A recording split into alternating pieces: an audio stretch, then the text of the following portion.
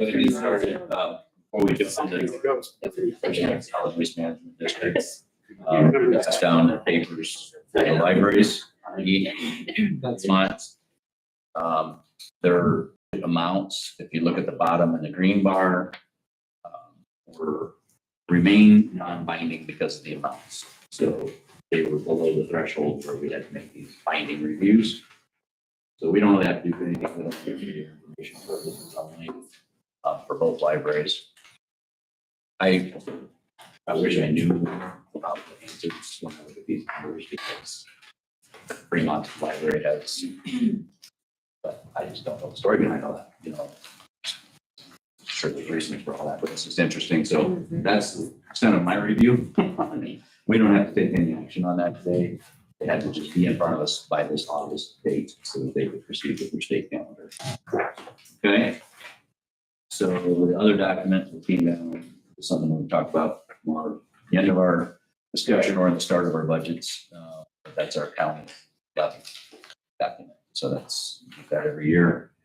And we're just comparing last year's to this year's. So, but we'll talk about that later on. Is it different than last year's? Is this a different, does it look different? Okay. Okay, so first up on the docket then is our solid waste district. Welcome Randy and Doug. Hello. Let's go over here now. Can you just make sure the microphone is on so that they can hear you out there? Here. Yep. Okay. Well, we just wanted to go through our budget here a little bit. It's a little different this year, I guess, because typically we just come in for the taxpayers meeting or whatever. Now we're doing this actually 2 times, I guess. But I just want to go through some of these lines. I think you all have our budget page, and we have taken these and showed you percentage of increases in different areas. I'll just hit some of the highlights. Health insurance went up about 15%, partially because just the number of full-time people we have that are covered there. It's a big change. Then we flip over to the back page, and of course, liability insurance just keeps up and up. So that is one that went up quite a bit. And repair and maintenance equipment. We took that up some because we've had quite a bit of repairs here lately, but we have been working towards getting some newer used equipment. We haven't necessarily been going to new, and trying to find some good used equipment and consolidating and getting rid of some equipment that we no longer use to try to keep that in line. So the next item there is recycle. We have a recycle contract. That's the drop off things that we have, and there's what 16 or 18 locations around the 4-county area where you can drop off recyclables as far as like cardboard and plastics and glass and stuff like that, not electronics, and those things have to be brought into the buildings themselves. And we have a contractor that goes around and picks all that stuff up and hauls it away. That is was I believe a 5-year contract, and we're now this will be the 4th year next year. So that's about to the end of that contract. I think we're going to look heavily into probably doing that maybe a different way, maybe consolidating those. We're having more and more problems with people don't want to have those containers out in their area. Kind of like you want the service, but not next to me. You know, everybody has that problem. And we have problems with people that don't abide by the rules. They drop off mattresses, they drop off just all kinds of stuff, and we have to go around and clean it up. Where are people supposed to take mattresses? I had that question asked to me. They asked me if the district did that. You can take them like up to Steuben County, you can take them there. And they just go, they don't get recycled, they just go into trash, and which haul away, but there's a fee for that kind of stuff. So that's not free. Then the next line is the SWM disposal. That's what we just talked about. That's trash disposal. People bring in all days of the week. They can bring that into the like Steuben County, and the Grange has a site too, where they can bring actually more like trash, mattresses, construction material. Not supposed to be contractors, it's supposed to be individuals that, are doing something around the house, need to get rid of some of the stuff they tore out in the bathroom that they're redoing themselves or that kind of thing. So anyway, when we get all down to the bottom line, we're at $2,852,630, which is about a 5% increase over the year before. I've kind of looked at our projections as far as what we'll have in income, and we're at $2,894,000, so about 41,000 more in revenue than anticipated expenses over this budget.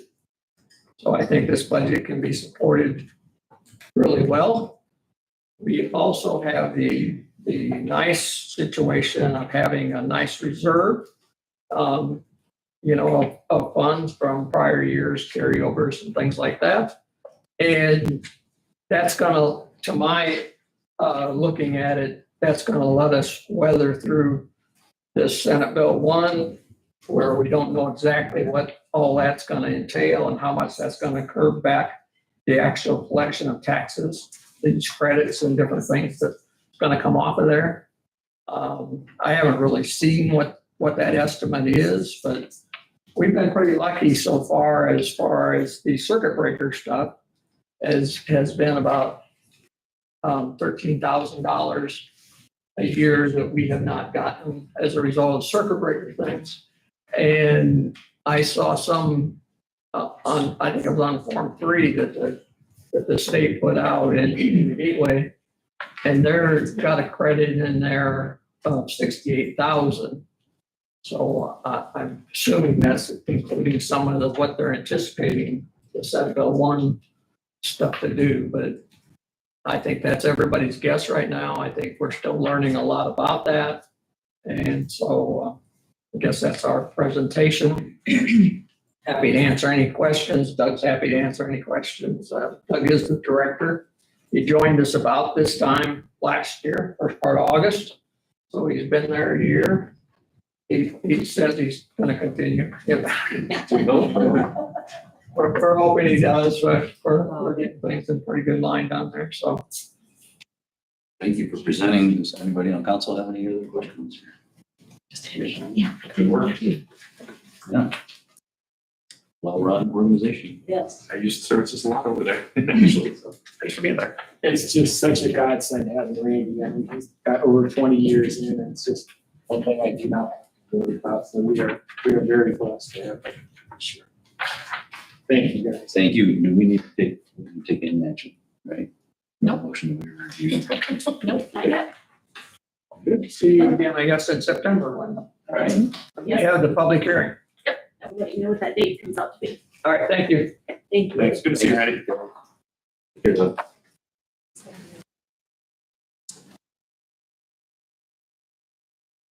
No.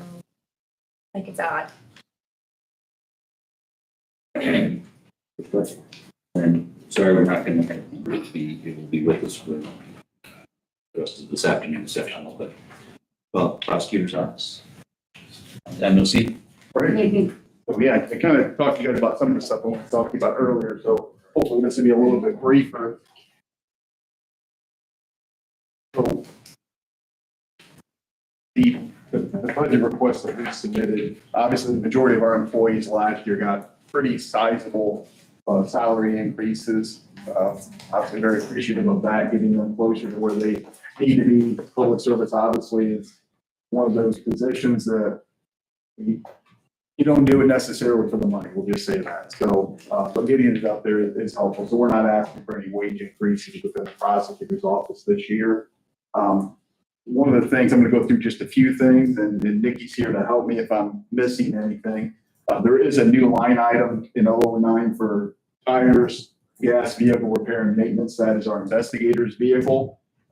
My understanding, that's not any additional funding. It was previously, I believe, in the commissioner's budget, and we're shifting that to our budget, I think, for purposes of just being able to better keep track of how much is actually being spent on that item itself. So that's what that is, if you guys noticed that. One of the things, and I don't think this is a big secret in this room, I've had conversations with some of you already.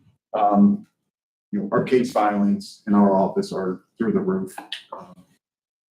Right now, we're on pace, we're gonna file over 2,400 cases this year. 5 years ago, back in I guess maybe 6 years ago, right before COVID, we filed 982 in the office. So we're looking at about 2.5 times what we filed just a few years ago. Last year, we were at 1,742. So we're gonna be close to 700 cases more this year than last year. I'm assuming one of the questions you guys are gonna ask is, why is that? I don't have a great answer for you. I have a few things that I think are causing the increases. We have seen steady increases in the cases submitted in our office since basically the 2019, 2020 season. One thing that did happen is the sale of recreational marijuana in the state of Michigan started in December of 2019. So that is a big part of it. We're filing an awful lot of marijuana cases here in Steuben County. It's still illegal. We're going to continue to enforce the law. We've also had an increase in law enforcement presence here. We've always had a pretty heavy state police presence, which is a good thing. I don't think having additional officers on the road is bad, but when you have additional officers, obviously they're going to find more stuff, and that trickles down to us. So that's another big part of what's going on, I think. I know Angola recently, I think, he hired another new one. RJ, I think, just filled one of his vacancies that he had. He's got an officer that's going into the academy, if not right now, real soon. I know that in my conversations with the state police, they're looking at adding 1 to 2 additional officers to Steuben County in the fall. So we've got a heavy law enforcement presence. So this isn't something that's going to be going away, unfortunately. So that's kind of what's going on in the prosecutor's office right now. A lot of stuff to deal with, unfortunately. So we do have, there are a few requests that I want to point out. Last year, I believe we had some part-time monies. We're asking for part-time monies again this year, and I'll explain why. You'll notice, I believe there's 30,000 requested in 009, and then 30,000 in 2511. That's our diversion fund. Kind of the setup we have right now, as you guys are aware, I told you earlier, we had a deputy prosecutor vacancy that's set for several months. We had a certified legal intern that comes in. She started the first part of this year. When you're in law school, at a certain point, you can start to handle cases under the supervision of a licensed attorney. So she came in and started helping out in January. She's handling a small misdemeanor caseload, has been doing that for a period of time as she continues. She's a 3rd year now. We'll be graduating here in just about 4 months. So in December, she'll be graduating, and she's on pace to be a licensed attorney. She'll take the February bar. I have no doubt she'll pass, and then she'll be a licensed attorney probably sometime in May.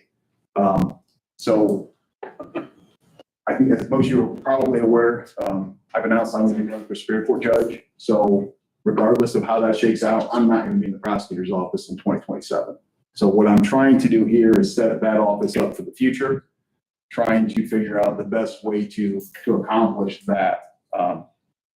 Alyssa's her name, and she has, like I said, been doing a great job. I've heard from several defense attorneys that she's doing a fantastic job. She actually did a jury trial the other day, which, to do a jury trial when you're in law school, saying something, I sat with her on it. Being her first jury trial, I thought she did an excellent job. So we've got somebody here who we've already been training. She's already very good at what she does. She has expressed an interest in remaining with the prosecutor's office. So to me, that's money in the bank. Especially when we had such a difficulty finding somebody to fill our long waiting vacancy, I think it would be bad idea for us to turn somebody away. So if we have the ability to keep her, that's something I think we need to try to do just to plan for the future of the prosecutor's office. So I think that's very, very important. So we're asking for some money out of 009, and then, like I said, we're going to help out with whatever we can with our 2511 to use that. We do also have a lot of you may know Janet in our office. She's been there longer than anyone that's currently in our office. She's finally retiring at the end of this year. She's been a part-time employee for 30 plus years. And that's what you'll see in there's a bad check line item that's actually being zeroed out. So what we're asking is for Janet's position to become a full-time position next year. Since 2019, back when we were handling very few cases, the only change that we've made to the administrative staff is we did have one other position a few years ago that got converted from part-time into a full-time. So where we really need the help is on the misdemeanor caseload. As you guys are aware, we have that misdemeanor pilot project. Steuben County was a good candidate for that. I helped Judge Field get some numbers on that. And if you were to go back over the last 5 years, Steuben County had the highest percentage across the state of their total filings that were misdemeanors. So we're handling a lot of misdemeanor cases. So what we're doing right now is we've got one administrative assistant that is still trying to handle all these misdemeanor cases that we have been for all these years. But the problem is they more than doubled.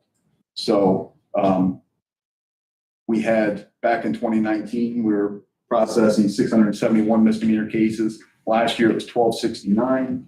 This year we're projected to have nearly 2,000 misdemeanor cases. So the volume of cases is greatly increased, especially at that misdemeanor level.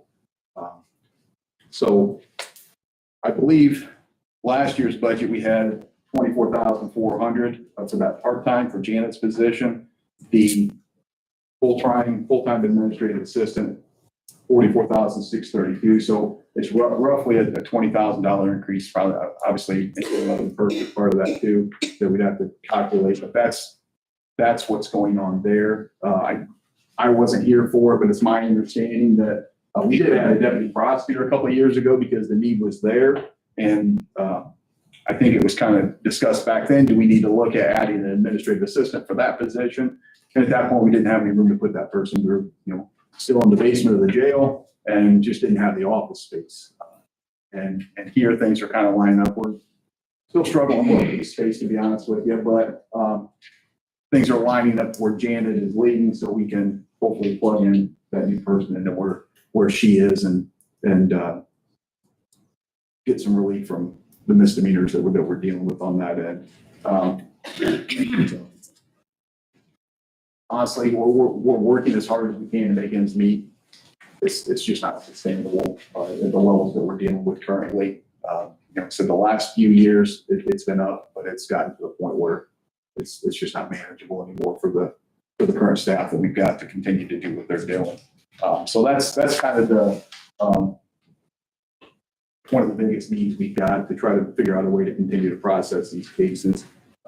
I talked to you guys earlier about that STOP grant and all the restrictions and stuff that they're putting on that.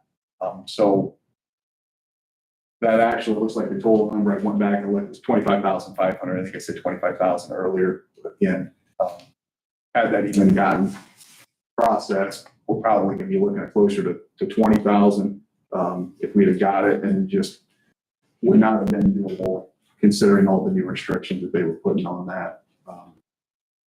So what we've got there in the budget is splitting the grant that no longer manageable, 12,750 out of 009 and 12,750 out of 2511. Default version there. I think the only other increase that Nikki had mentioned, there was a $500 increase in our paper supplies. Obviously the cases are up, so we're having to print more stuff. I know that we are looking at potentially making some changes there to hopefully save some money on paper, just to try to pinch as many pennies as we can. So that's kind of where we're at. Obviously, I know you guys have a tough job, and obviously when you come in and have these types of requests. Not trying to make your job tougher. The bottom line, I guess, we can't control the cases that are coming into our office. The police are out there hitting the roads, and whatever they send us, we've got to review. If it's appropriate to file it, we file it.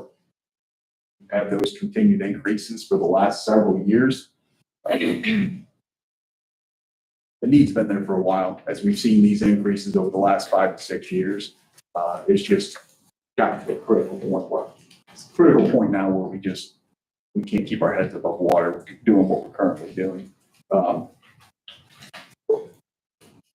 the other side of this, and we do, most of the time we get these cases worked out. We're trying a lot of cases too. Obviously, that's the most time consuming part of our jobs. You're in a jury trial, especially if it's a serious trial. You may not do anything else for 2 weeks, 3 weeks prior to the lead up to a trial. It's just because it's so important. That's the most critical part of this job. And, right before Jeremy left, and then I tried a murder trial in November. We had the holidays, and then myself and one of my deputies tried a level 1 felony child molest in January, and then level 1 felony rape in February. So we're dealing with it. I've been in the office almost 15 years. We've never had a stretch like that. So I don't know why we're seeing that. And, we're seeing a lot of misdemeanor trials too. Obviously, those are less time consuming, but there's a lot going on in our office right now. The job has changed, even in the 15 years I've been here. Yeah. Travis, on the deputy prosecuting attorneys, 2025 budget versus 26 request, the dollar amount disparity there. Is that stock grant? Right. Yes. So it says the 3-way split under notes, but then it shows a 2-way split. So that stock grant was basically the third that's Yes. talking about, okay, not different. Okay. So that's basically it is, we just need to make sure we've got the resources to keep doing this job effectively. It's obviously, I know everybody has an important function. But we don't have the resources we need, things can slip through the cracks, and obviously that's not good for the community at large. So we're trying our hardest to do what we can and be as efficient as possible. Restructuring some of this stuff, caseload allocation, that's going to help us. But especially at the administrative level, we're just dealing with such a volume of cases that we need some help on that. What other questions do you guys have? I know I just said an awful lot. I just want to wrap my brain around the office. Yeah. So without Title 40, without Attorney Brown and that support staff, the other side where it's broke up here separately on our thing, the one side you have 4 attorneys, right? And you have 4 support staff right now. You have a receptionist, and then you're split in between, and you're asking to go to 5. We have 3. Well, we have 4 attorneys. One girl has 2 attorneys. We're asking to have a 4th. When we added Cedric, we didn't have an admin. That's what I was trying to understand, because it says 5 admin assist. We have one that builds and files cases. She's an admin assist 1. And then there's, or 2, sorry, then there's admin assist 1, which is more like a paralegal that handles the caseload. So you don't have 4 to 4. No. You have, okay, I was just trying to understand when I was looking at it, because I was like, 4 4 and a receptionist, and they split you between the 2 different sides, right? Right. Okay, thank you. That's much more clarification than Yeah, so what I got from. Yeah, that's a big part of it is we're able to get each attorney an administrative assistant, paralegal. That way you're not pulling double duty. And that's essentially what Mary Kitson, our misdemeanor paralegal, she's doing right now, just banging her head against the wall. Bless her heart, she doesn't complain one bit, but I've been here long enough to see that it's just not manageable for the long term. Any other questions? Thank you very much. Guys, have a great day.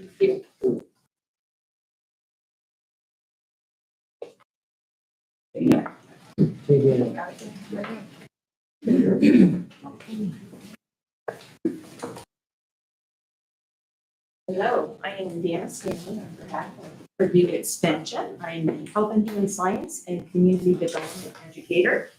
And I am presenting our budget request of $219,000. That number is for myself, a new 4-H educator that starts on Monday. Yay! And a full-time office manager and 2 part-time secretaries that are basically summer help to help with the 4-H fair. That $219,000 will be reduced by $6,000 because $6,000 of one of the part-time secretaries' salaries is provided by the 4-H Fair Board.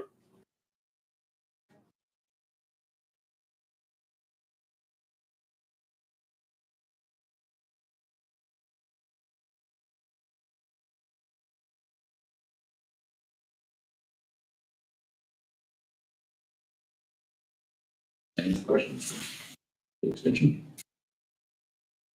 Thank you. All right, thank you. Mr. Porter?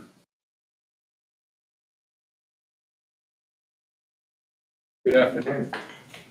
Oh, yeah. Good. Lying to me? All right.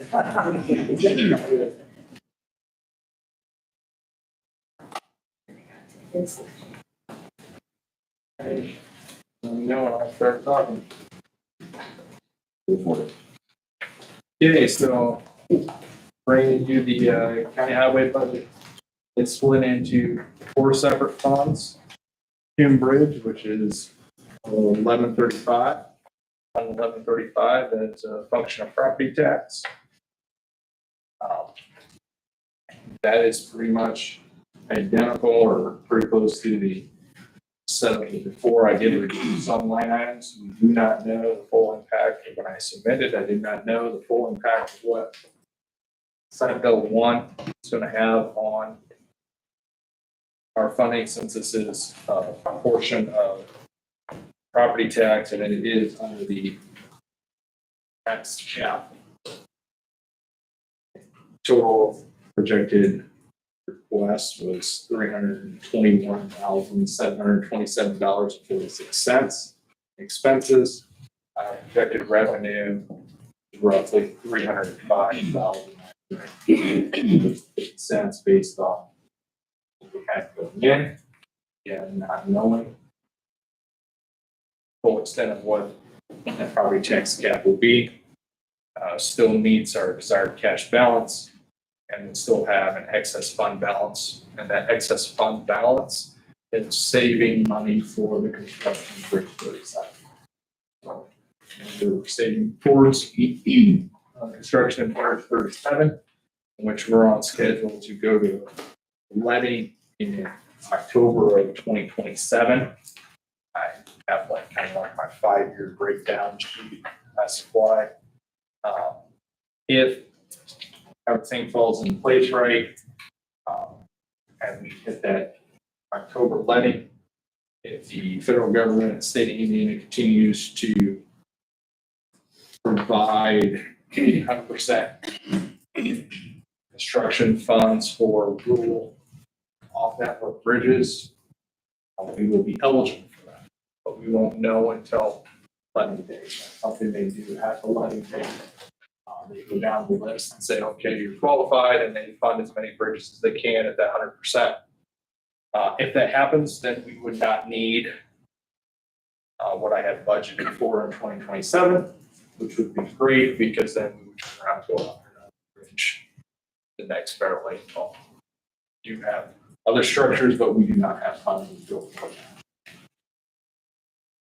that. That's Cambridge.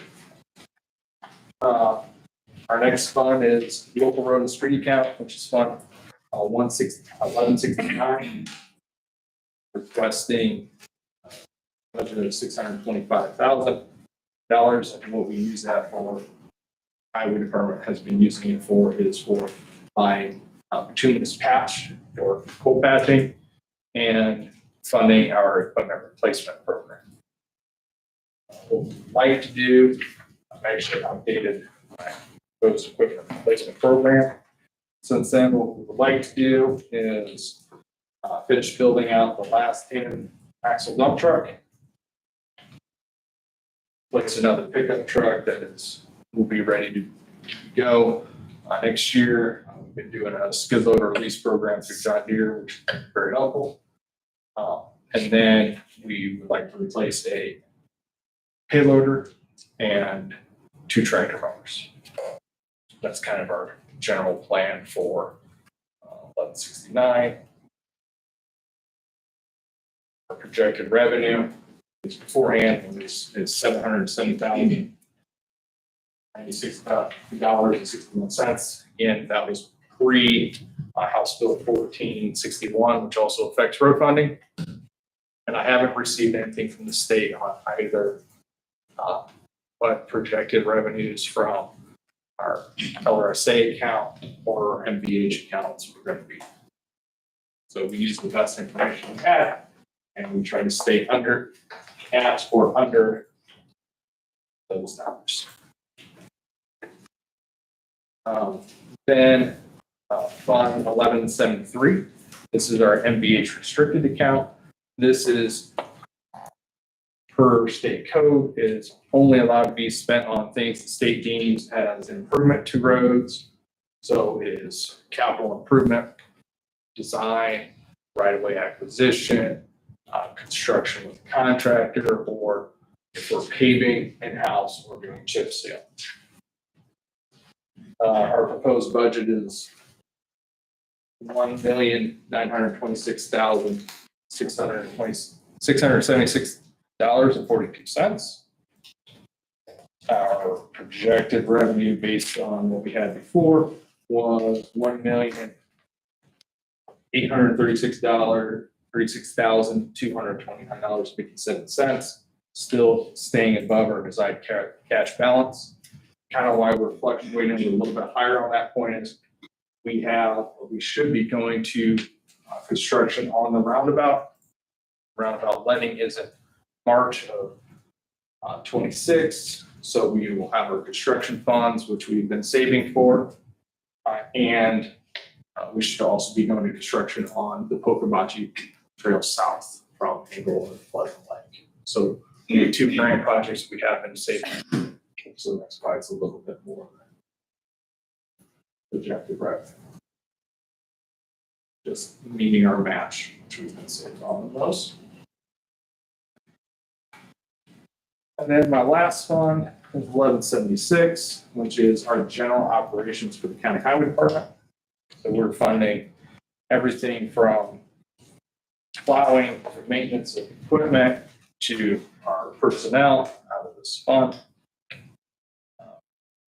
Our total projected spend was $3,632,920.47. This is funded by gas tax and fuel tax. Really kept everything the same as much as we could, or lowered it to make sure that we were keeping our fund balances or our cash balance where we work, where we want it to be. The only thing in that is we have been doing some restructuring. And we're not asking for a new position, but we did see where we do have 2 mechanics and we pay them both the same. But one mechanic is really more of a shop supervisor or shop foreman position, and they're doing work and they're doing training. We would like to split that from 2 positions where they're just being paid the same mechanic, to a mechanic and a lead mechanic position. We're working here in the HR department about looking at that job description. That's not reflected in this budget. It's something that's coming.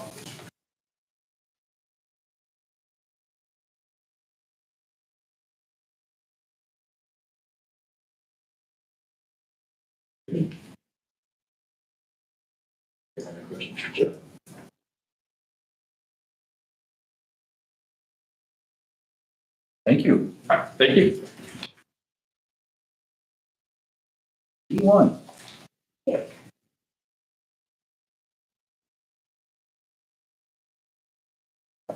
Thank you. I'm going a little bit different route. I need to be lower here. My budget request that I sent in May was for 5%. I'm looking over what I submitted. I'm looking for to redirect your thinking during the process of the budgets. Now I'm just asking for not a raise, 3%. Reason, cost of living, and CPI, consumer price index. According to the Bureau of Labor Statistics, CPI, consumer price index, has an increased average over the last 5 years, 2.7 The cost of groceries, gas, necessities, utilities, more is being taken out of the paycheck. With alone, a 4.1% increase in food costs alone.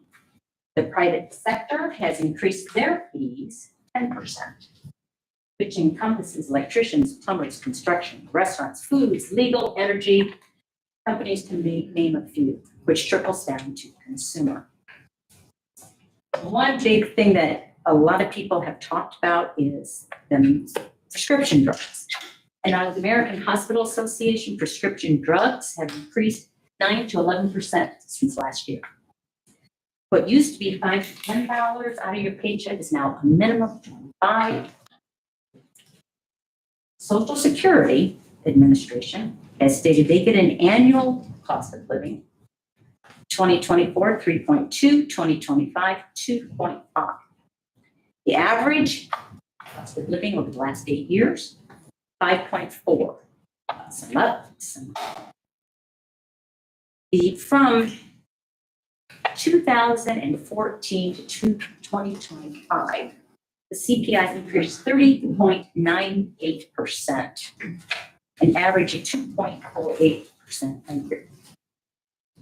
Trying to look at your perspective, from your perspective, I know budgets are tight, but each and every employee, all and department heads, need a cost of living to come with everything that's coming at you.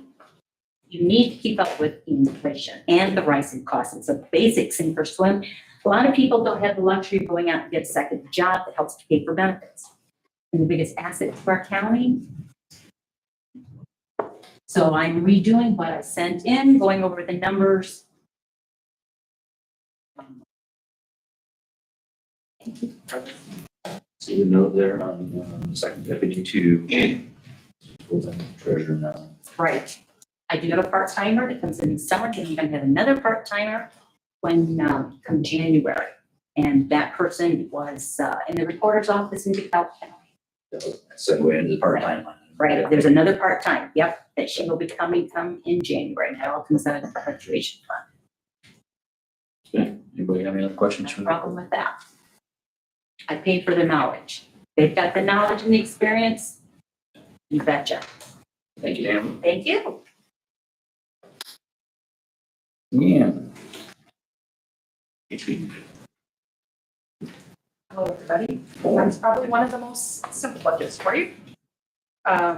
Beginning in the past, we had split a full-time person. She had taken care of the insurance to the perpetuation fund, thankfully. She has been moved to my full-time first deputy, I'm not putting anybody in that position. However, part of the proceed or the fund amount, I would like to part-time because I am going to need more part-time during our seasonal tax. I was hoping to change a little bit with official records with the SB House bill, where they did not want us to mail zero tax statements. It's zero tax statements with zero assessments. So there are very, very few properties that will fall into that. So the amount there will be needed. And I anticipate the postage for the general that you guys pay for and the commissioners pay for will be the same or more. Basically all I have. Any questions? Eliminating a position is eliminating the health insurance line. And Danny paid paid for that out of her perpetuation. So it's still, yeah. Thank you. Thank you, Dana.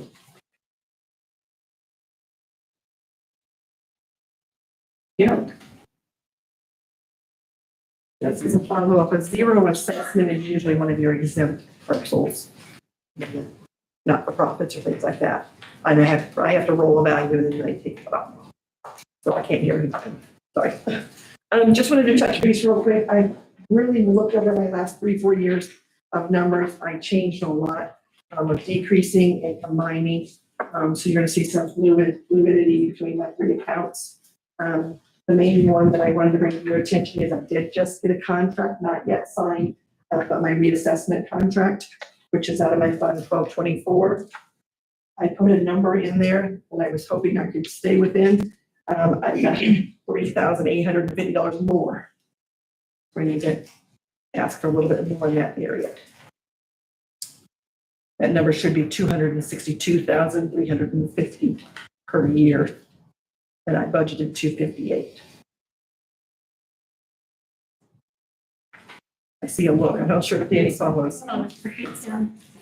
It's my professional services and contracts. 262 what? I apologize. $262,350.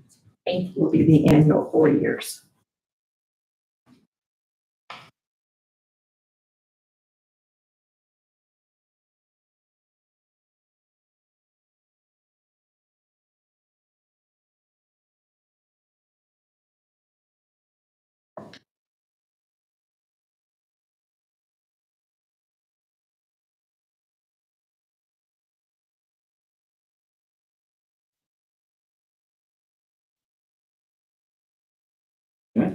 Do you have any other questions for you?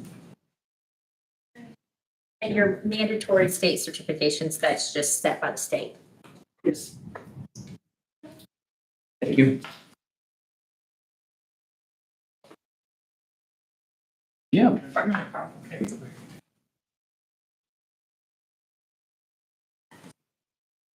everyone.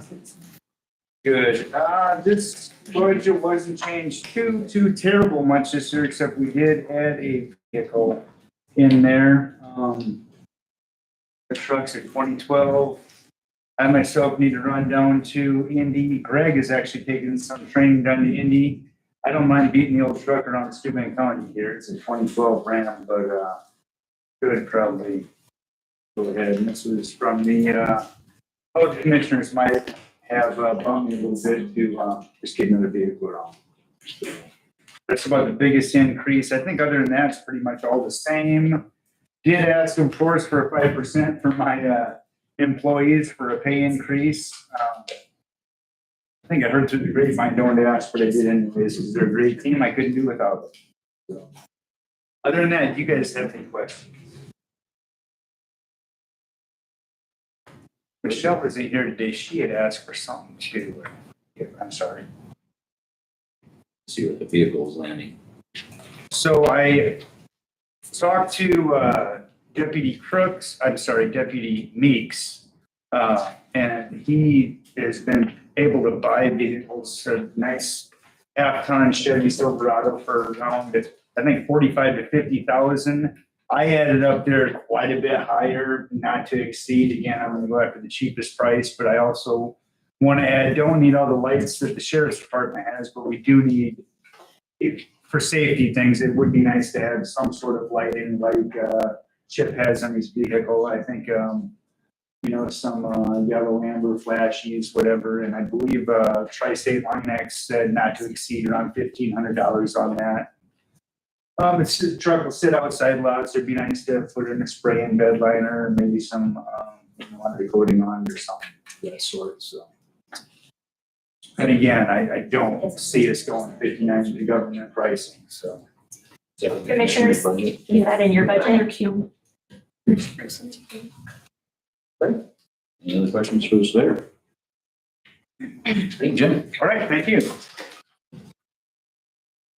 Sheriff, we're 3 minutes late. Not too bad. Yeah, we caught right up. Good afternoon, council, auditor. Good, you. Yes.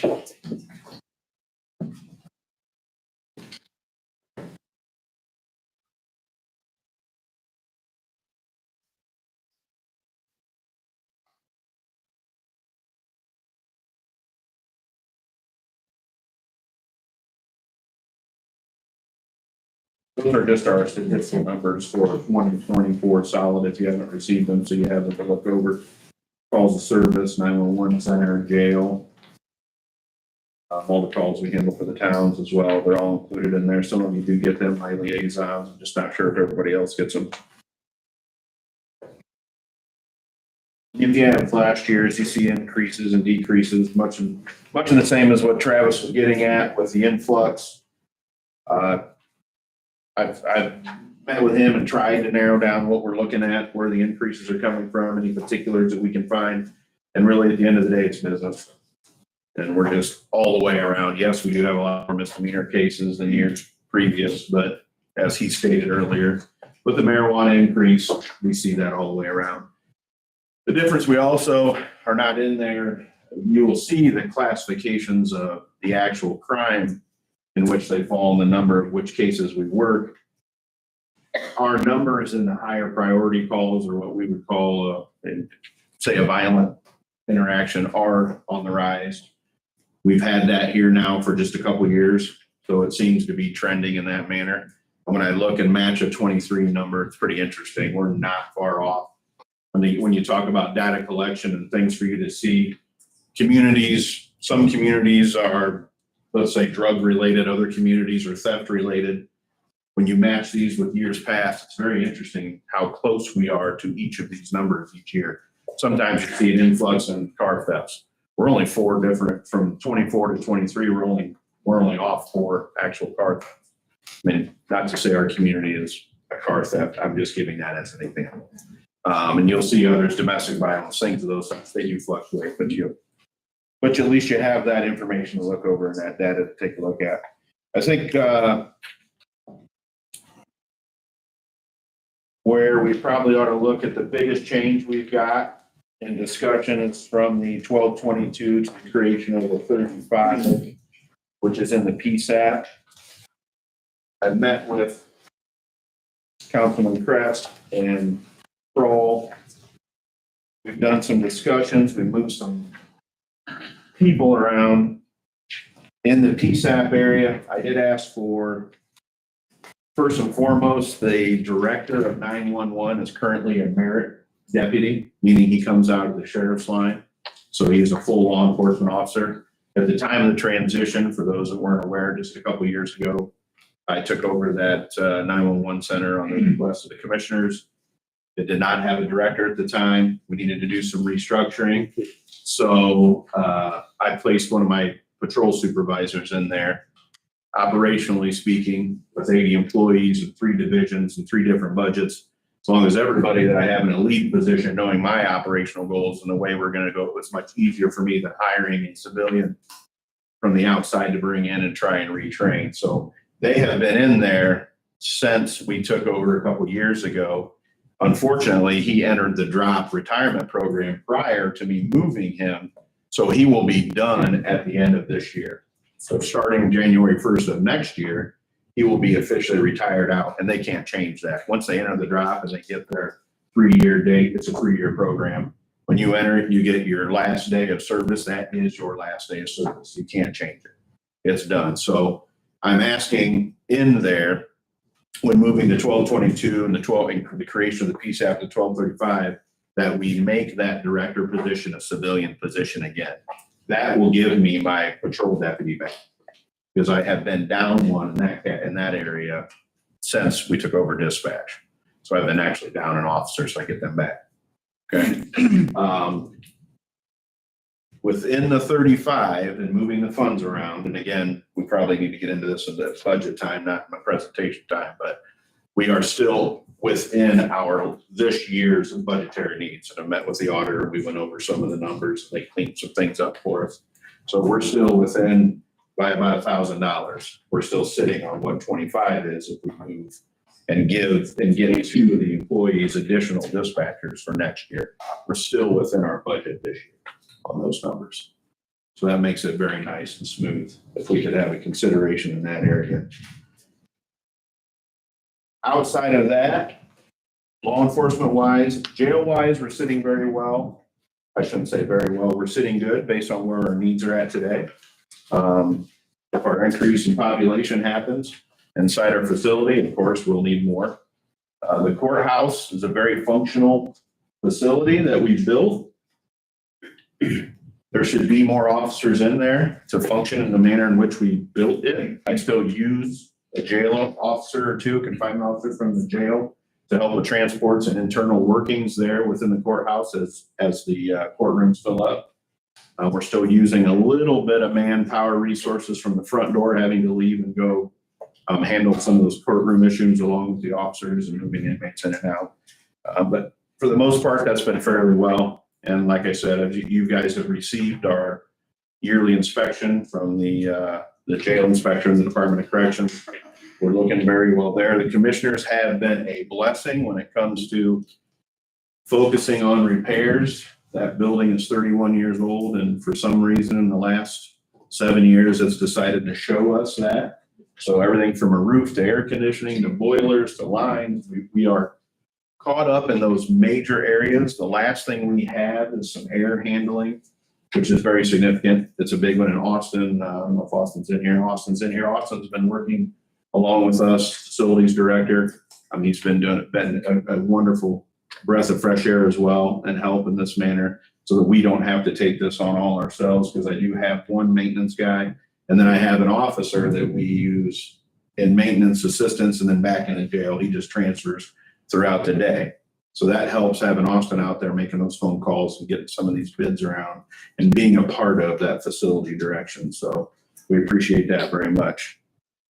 For sure. So the jail side is very well. Law enforcement side, I need resources. I'm always short. We know that.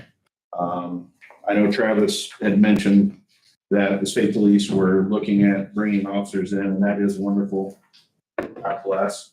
But it's not a coinciding schedule with what we need and how we need to place them. You know, they do what they do and assist us, and then we do our thing as well. So it is fantastic having them when we get them. Assigned to what we do, we're still on the 911 side. We don't have the opportunity to just turn it off for a little bit. We have to have people. We have to have people there to respond. So with our basic needs and our community calls of service, as we do see, they increase significantly in the summer on particular items. We need the resources there. So getting back my dispatch director is wonderful. The other thing I have is, of course, we have talked about, several have seen me outside of meetings in regards to the SRO program that we have with the MSD school system. They pay us $60,000 a year to provide roughly 180 days of service as an SRO in there. Most of our schools, well, all of them but one, do sit within the city of Angola. There is a discussion or thought that I could pull that SRO out and give me another patrol deputy, as conversations have happened. It is an option. I guess I would need to dive deeper with council as to whether or not they felt that $60,000 a year going into the general fund was worth the difference in pulling them out or having them in. City of Angola, very light discussions. I can't answer for them, but obviously would just put an officer in. They would cover that for us. So, and looking at needs, no, I did not ask for any more deputies based on the recommendation. But I'm in agreement with several of my other elected officials that a consideration to pay raises and resources would be appreciated if we could look at that at some point. Outside of that, I don't see a lot of majors that you'll need to pick through. I was hoping Chip was here so we could have a fuel discussion. I mean, fuel is always different.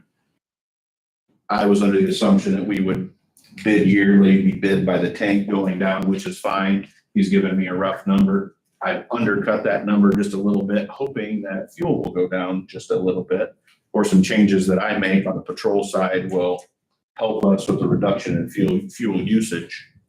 But that again is one of those, it's like guessing how much medical is going to cost us in the jail. I wish I could do that, but we're not that point yet. I'm not quite that experienced. Hopefully someday that'll come to me, right? Within the next year. Then it's the next guy. Outside of that, that's all I've got as far as any major changes there. Everybody got a couple questions. Yes, sir. So am I seeing this right? We're looking in general of -1 position +1 position. So revenue neutral or position neutral. situation there, is that right?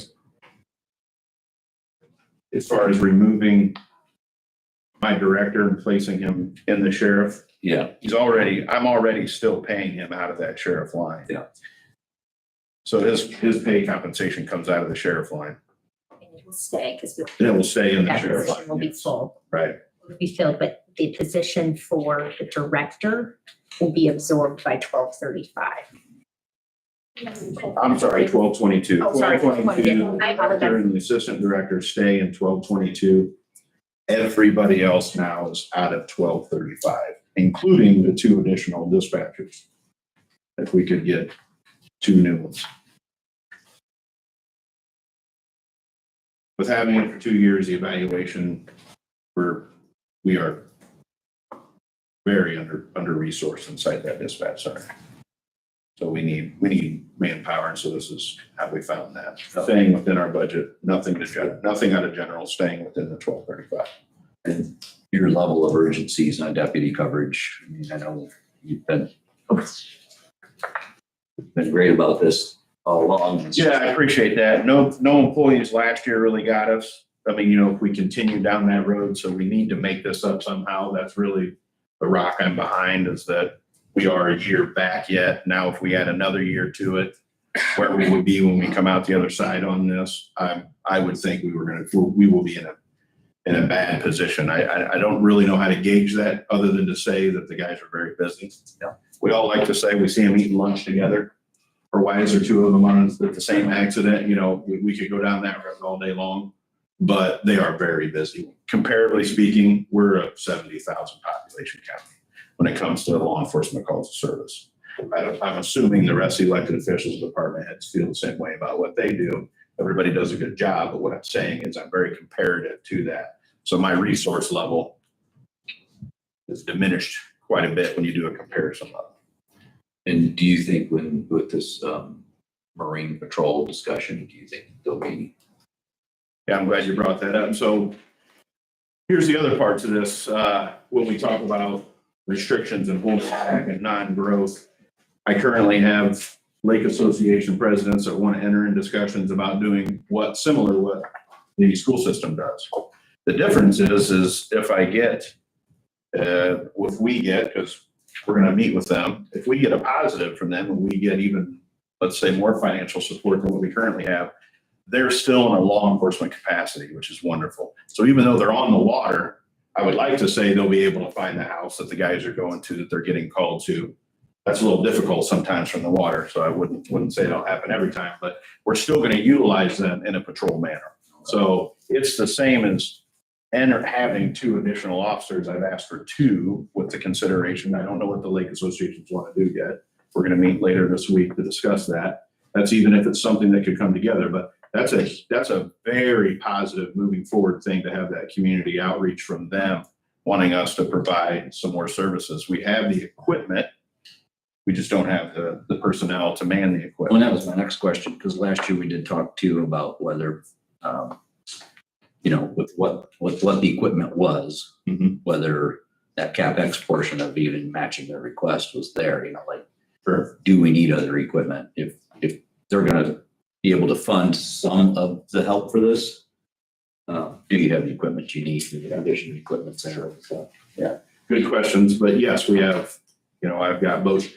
Are they boats that they'd rather not work out of? Probably. They'd like to have the nice new stuff, but they'll be all right. We've got some good boats. I can't complain. A couple holes and they get. Yeah. We're good.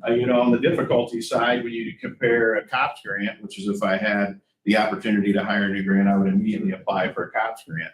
That's a 4-year program. The first year, 75% federally funded, 50 to 25 on the 3rd year is all they're giving us, is that 25%. And the 4th year, the county's obligated. We're asking for an extended time of commitment from the associations, longer than that, more funding, just like the school system now. We can't match what that brings us, comparatively speaking, to a grant. The grants are not as well equipped financially as these local agreements would ever be.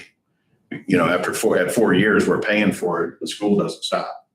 If we get a commitment from the associations, and let's say it's more than what the school's providing, which I would hope so, But if it is, at an outreach, an 8-year, a 10-year, or whatever the commitment length of term would be, you can't match that with the grant systems that are laid before us. So, I mean, there are wonderful opportunities for us to take advantage of. We just have to do it. And I would get those officers in the winter too. They would just be deputies. Winter, spring, fall, all those seasons. So we have opportunity before us. I don't want to close the door. I would appreciate not closing the door on that. More importantly, I think they're just huge. It's huge. And it's wonderful that the community looks at us in that way. And I'm not tooting my horn. I'm saying if we knew we were at insufficient service, you wouldn't have anybody knocking. We wouldn't. And that's not, to me, that's the people that work for us. They're doing a good job. And it's a tough one. So I'm glad they're calling. So the cops grant ending, I'm sorry. Yes. February. Yeah, but we didn't have an increase in the deputy line amount. With some of that funding rolls away, right? I believe we're funded for full salaries. It's already, the request is already, we have to ask for the full amount of their salary. We used to do the reimbursement. I don't know, Kelly, could you explain it a little better? So it's front end, it's covered for 26 because it's front end. Is that what you're saying? I'm saying we have to, within our budget, 100% support it. Yeah. Before I even get into the year. And then it's basically reimbursed as we go. Which don't get me started on that. I'm really not sure how that works. If you're trying to get a grant approved for assistance, well, they won't give you assistance unless you have the money. If I'm wrong, somebody say it. But I would think that's why we applied for it. I have one question. It wouldn't be me if I didn't have a question, even Yep. though you poor thing sat with me for an entire day on this. Oh, was it only one? Felt like more. Birthday. I noticed the increase, I'm gonna speak to Kelly though. Sure. that's I fine. noticed the increase in the overtime. I thought if we were able to do the extra positions, that we weren't gonna have to increase overtime in 1235. Part of that is because we're moving the one dispatcher from 1222 to 1235. So it's more about the fact that you were moving from one to the other than it increasing the amount. It's still the same. Because I subtracted it from the 1222. That makes sense. Does that make sense why I asked? Yes. I did have to assume some overtime for extra employees because it's the way that the schedule is now. They have overtime every paycheck, the way that the schedule is. On a side note, we as a family are about to have 3 babies, 2 surgeries. Yeah, we've got quite a bit going on.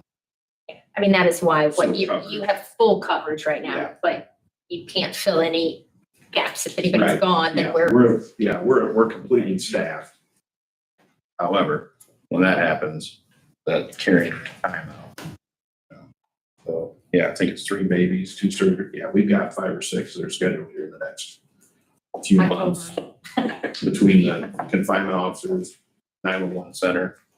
Well, even in the patrol, I've got 1 house. 2, yeah, babies. 2. Those are coming. Yeah, a lot of babies. That's all right. It's I mean, It's a tough one. And then I have one other one for the ladies down here. Sure. So Peter's projected for 1235 for next year is a little less than what is here, what we're suggesting to be used out of 1235. I show we're about 25,000 over what the projected amount to come in, or is that changed? I wasn't here when Peters gave us our update, and I'm still going by what I got last year. Did he project more than the 1,220,000? Anne's pulling his, but we would have used the number, came in off of our sheets. That's a revenue number, Kelly? The revenue number. Revenue numbers, if I'm looking at it correctly, the 626, I'm not looking at the right number. 1235. You were right, your 1222 is good. And I'm That's good. 1,244,995. Yes. I just saw the projected in my Peters was 1,220. So it was just a $24,995 difference, which there's a lot of cash balance there. I just wanted to know, since you had said out loud that you had talked Yes. and we didn't think we were going to burn any cash there. That was just my question. I really have been quiet today. Let me pull out the sheet that we get from the state and compare that to what's in. Am I right that that's what that says? Well, he's got 1222 and 1235 combined. Yeah, but he has I a, have the figure that, can I come when we have that meeting? We can look it up, so how we keep moving. Absolutely. just looking at it, because this would be the same. Okay, you're looking at something. Let us pull those out where you can keep them. Yeah, absolutely. Freaking liquor. Anything else for sure? Thank you. Thank you. Keep up the good work. I appreciate that. Thank you.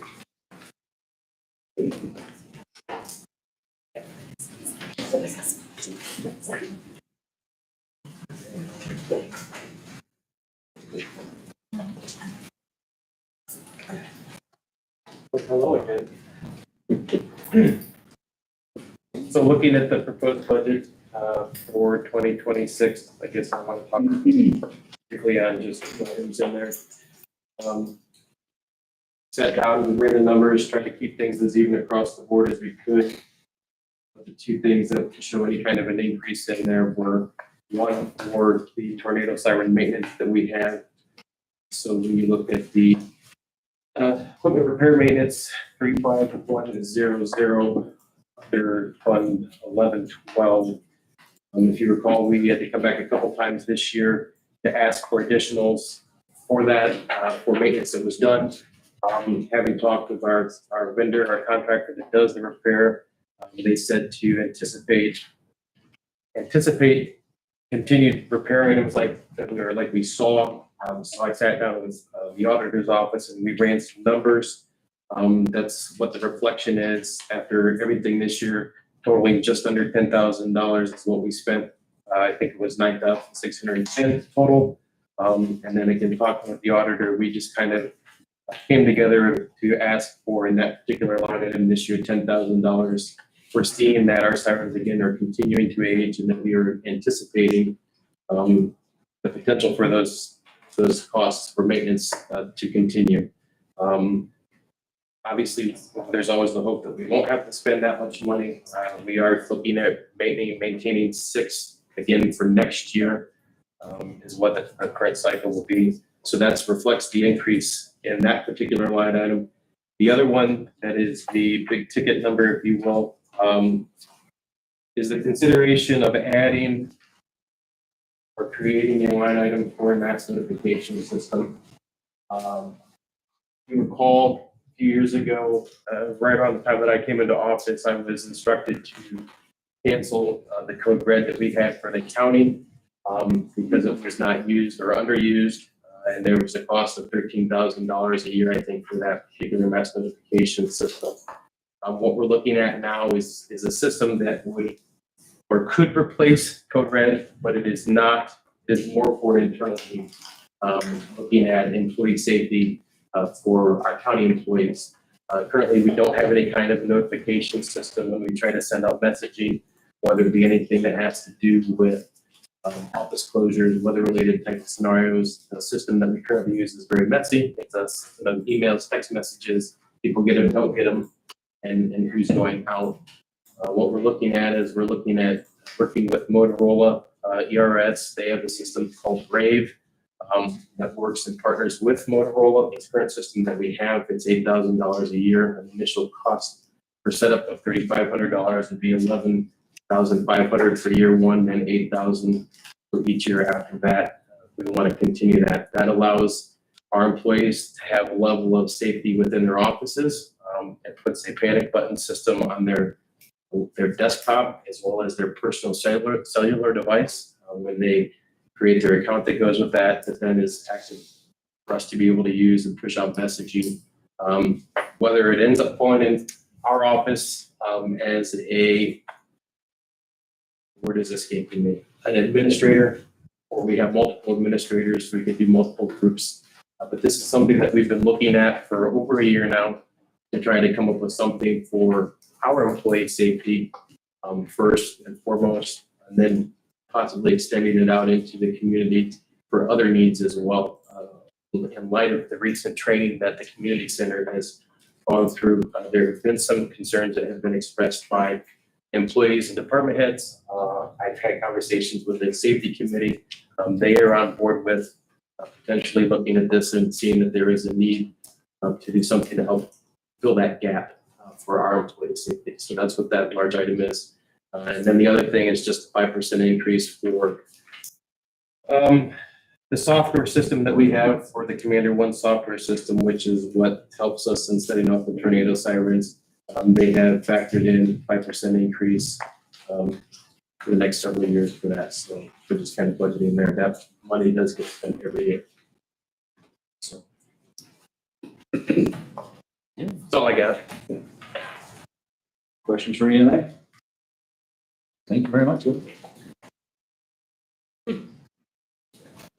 Andy.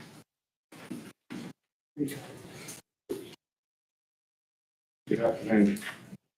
I'm going to speak to this the best I can. Andy has put this together. It just had to be put together before I started. As you can see, there's really no changes for the medical director, the assistant director, chief of operations, what it's going to be now. The EMS director has not changed. Training supplies, office supplies, all those things. There's really no changes to medical supplies. We did do a 5% increase to just match the increase that we normally have every year. No change in tires. Uniform supplies, we've been doing a little rebranding, and so that did increase slightly. Oxygen, there's always going to be a little increase in those costs over the year. Radio repair, we kept the same. The professional contracts, those are probably always going to go up a little bit each year, I feel, because of our run volumes, and it's based on some of that. So the training, we did take a couple thousand out of that. We are able to send 4 employees this year to EMS World. It's in Indy, so we didn't have a lot of costs as far as travel goes for that. Due to the fact that we don't have flights and, those kind of things.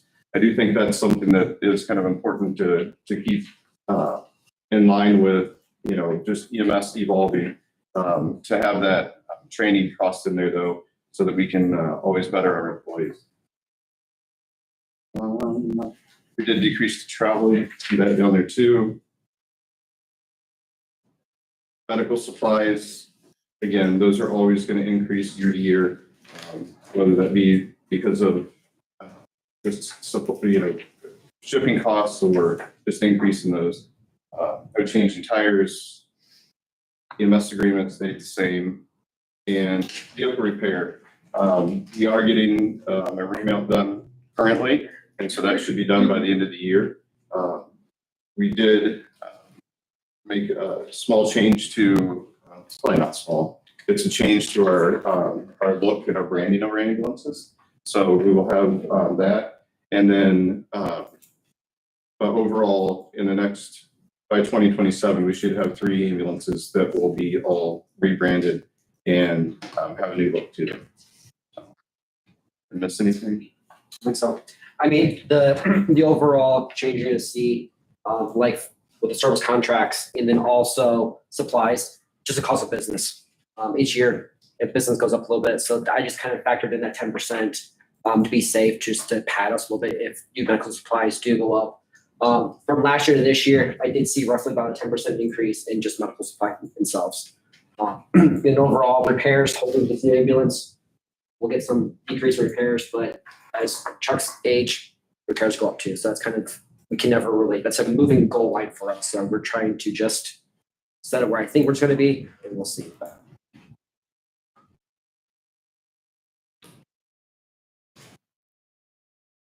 Where are we at with the upgrade of our equipment inside of them?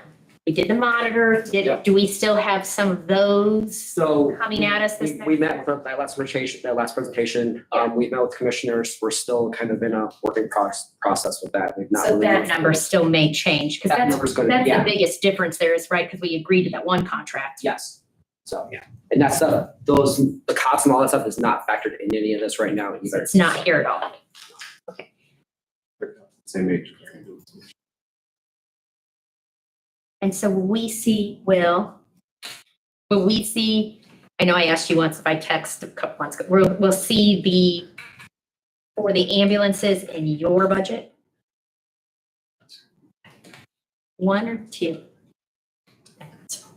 You think they'll both hit next year? And some of it's being encumbered. We've been trying to build a number. Because we won't actually see the remount was actually supposed to be last year and it got pushed back. And 26 was supposed to be the 2 ambulances, but that got pushed back to 27. So. Yeah, we might get lucky to get one at the end of 26. Fine, yeah. So again, it's all built out. We've been trying to build that into CAP, I believe. Where that line item, Ms. Kelly, is that correct? I can go look real quick, but we've been trying to put a number in there each year, encumber it. We have contracts signed. We can build and carry it forward. Awesome. When you do look at it, will you just tell me what line item it is so I can look at it too? Sure. Thank you. Any other questions? I noticed on there that we had not received the estimated lift yet, so we can move the EMT that are being paid out of there into general.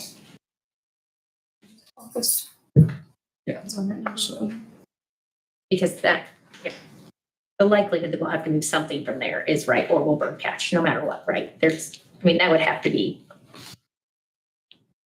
a grand surprise. Just have to see how that number comes in. all right, thank you, guys. Thank you. All right. 30,000 elevation.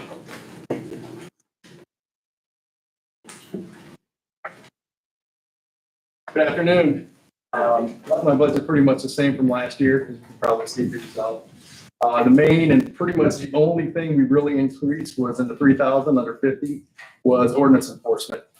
What we've been discussing with the board, basically this entire calendar year so far of our meetings is stepping up our enforcement action. As you see currently, and for the last several years, we've been getting about $12,000 a year. With that, we've been doing tire days, dumpster days. We're trying to do an electronics day this year. Does not really allow us to do any kind of cleanup. Last time we did a cleanup was under the unsafe building ordinance on a Turkey Lake. It cost us $14,000 for one cleanup, and that money did not come back to us. Typically, as you can imagine, if it's a lake lot or around the lake, it's probably not the best lot to begin with if we're gonna have to clean it up. So therefore, there's usually not any money there to return. That's our one non-reverting account is the unsafe building ordinance. This is not that. This is straight up in code enforcement. This is more for your tall grass, your jumping debris, things of that nature. The reason we settled on 25,000 was at the meeting, I was kind of asked of what I could do with certain amounts of money, put together a short-term goal, a long-term goal. Under this, the short-term goal would be ask for 25,000. If we get it, we'll still do our tire days, ask for that money back as we have done historically. And then the goal would be to get 2 cleanups done next year. Again, that might depend on how long it takes in court. If we give me a word here. Don, we're throwing it back the other night, a judgment. A judgment. Whether or not we get a judgment, how long that takes.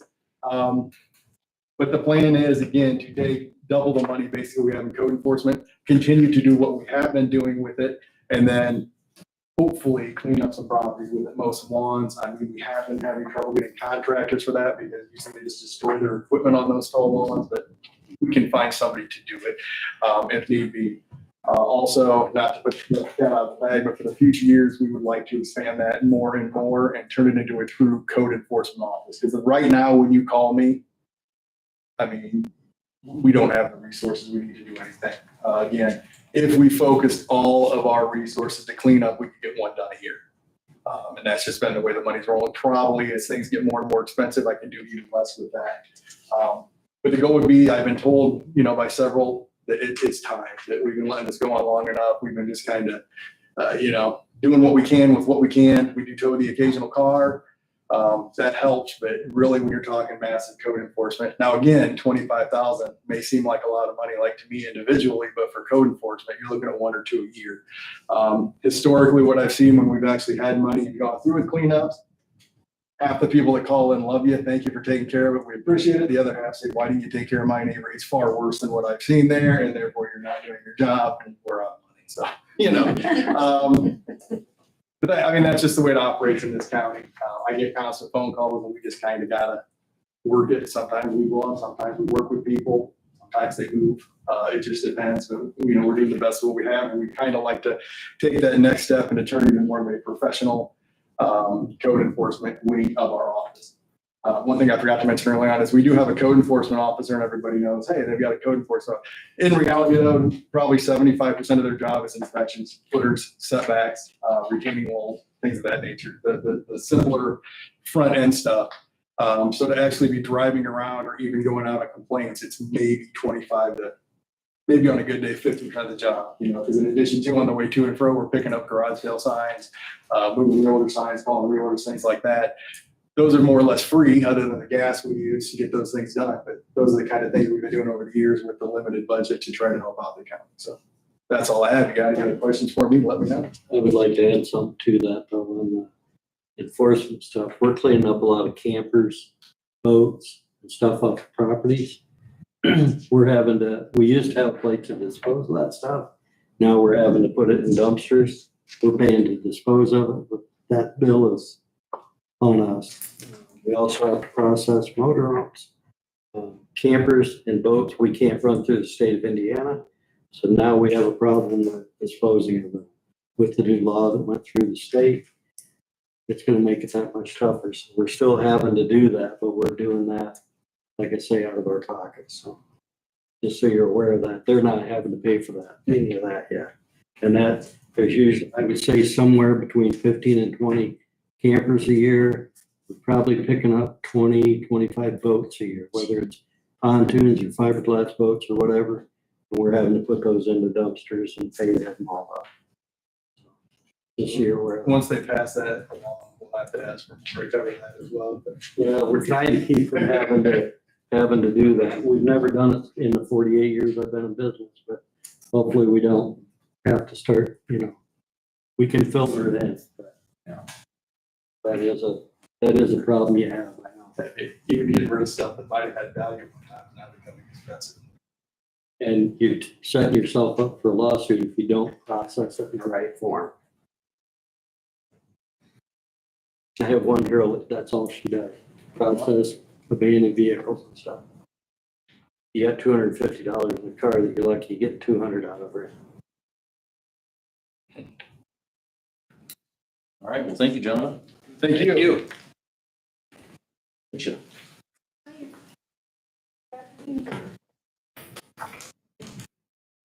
have a pretty large presentation, but I'm gonna try to get down to about 5 minutes. So we'll be good. I'll try.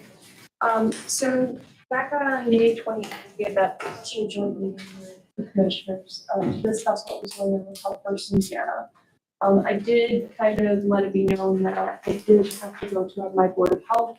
I've been review a budget and look it over and approve it.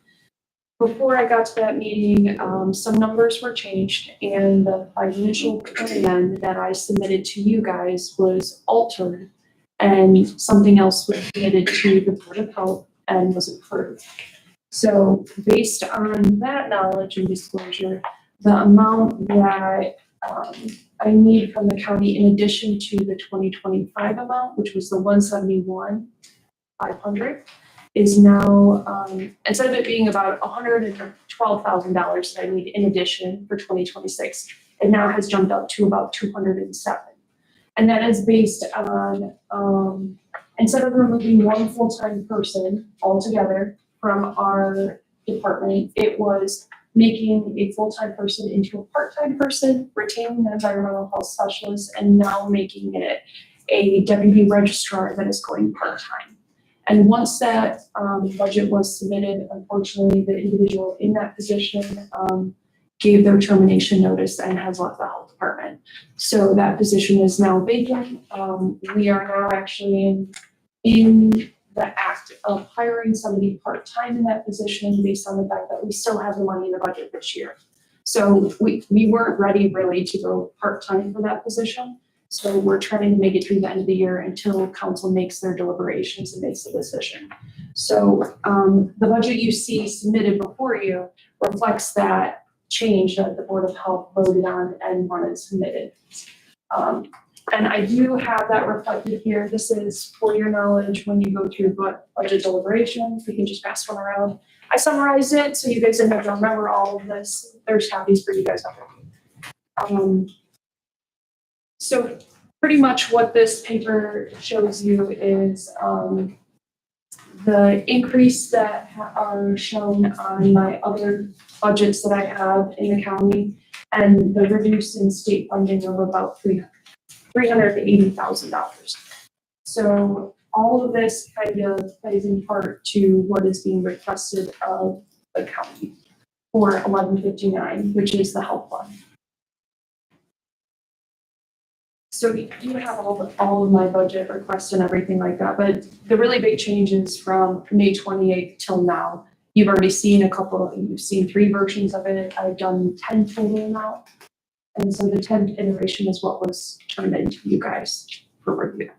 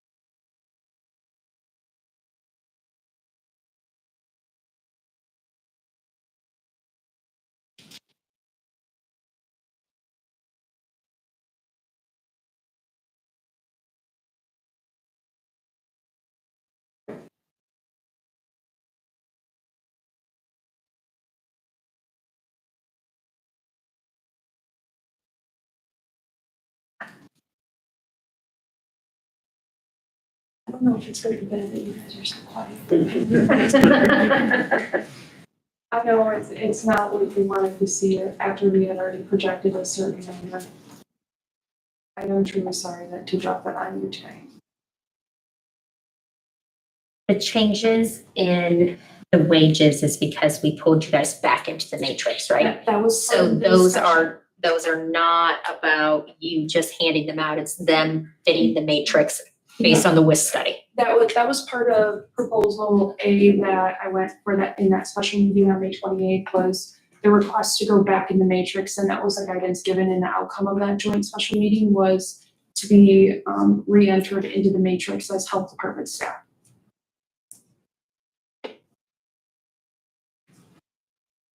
So none of that, No, I was gonna speak to the new council members if that was okay. Yeah. Does that all make sense to you in the matrix, out the matrix? It didn't make sense to me the first time we talked about it. So when we did the study, when we gave classifications for each place, that's the matrix. If their job description fits at A or a coma B, or that's what they make. There's some of the departments that have been pulled out and they don't have to meet those classifications. They're not inside those classifications. So like the merit deputies are that way, right? I don't know who else I can think of. There are a couple other, because we had this discussion. I know there is one wage that is in, I believe it's 1159 or 1161, where it would actually be reducing their wage to be back in the salary matrix. And so I just wanted to do status quo and leave them where they were at.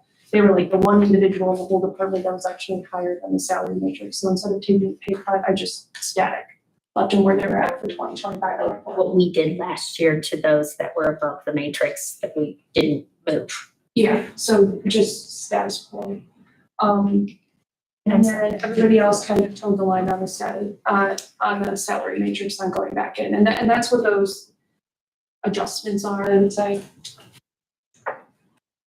And then there was switching individuals from one fund to another to kind of meet all the requirements with the state money, and kind of meet that 60-40 split that we're required to meet. And so there was a lot of moving parts and puzzle pieces to kind of get to fit. So we qualify for the state money, we qualify at the county level, we try to meet all of the requirements and make sure it made sense.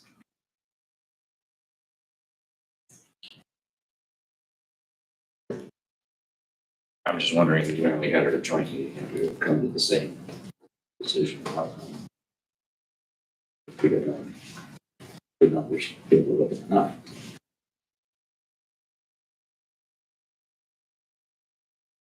In regards to overall the amount I would need, or Whether we opt in or out. yes. Yeah. So I do have some historic information related to 1159. So the 5-year average, if we remove the pandemic and the start of HFI and all of that, the average that we were at for the 1159 fund was 491,664.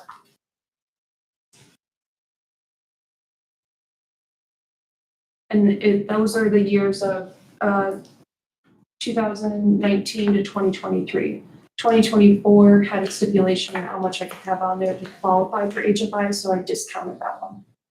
But in 2018, we started at 442,552, and then in 2023, we're at 542,940. So about $100,000 difference in about 5 years. But when you average it out, we come to 491.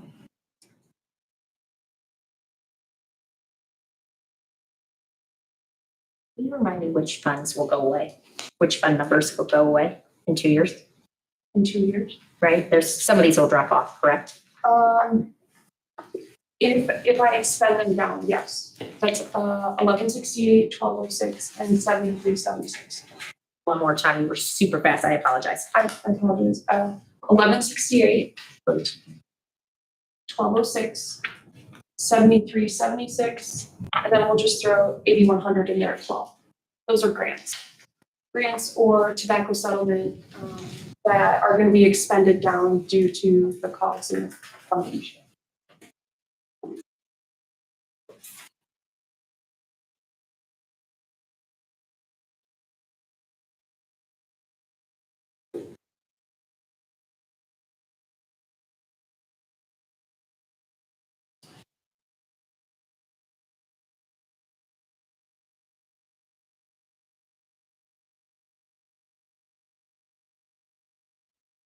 Okay. Any other questions? I'd like to make myself available if you guys are doing a budget workshop and you have any questions, please call me. Otherwise, you're on, have my phone on, you can make sure I'm available. I know this is gonna be a crazy year. Thank you so much, I appreciate it.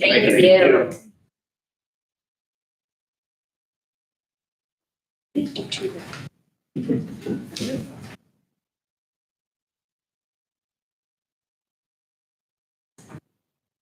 Gotta put that on for a second.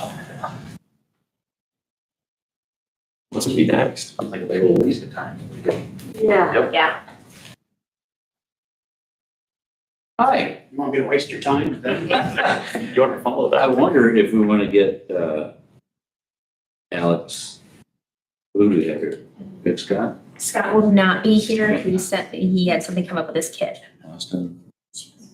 I don't want to hold anybody up before a longer discussion with the commissioners. I'm not gonna take long. Okay. Just just say yes. Yes, I'm not gonna say much just from the fact that since I've been a commissioner, I've attended all your budget workshops. That's good. Yeah.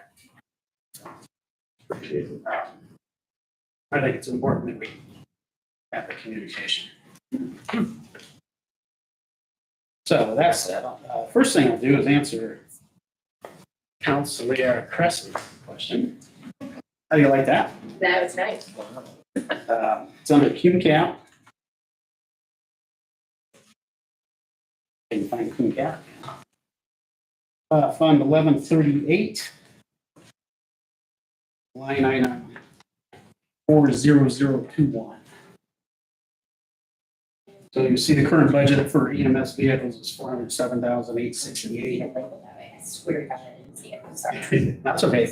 Of that 400,000, about 250, 260 is for the remount. Could be wrong. That might be sub 300, I believe. Yeah. So that amount left over will carry forward into the newly requested amount of, is that 390? So there will be, let's say upwards of about 520, 30, 40,000, which will get carried over again. Get to the two new ambulances, which will be about just shy of 800,000.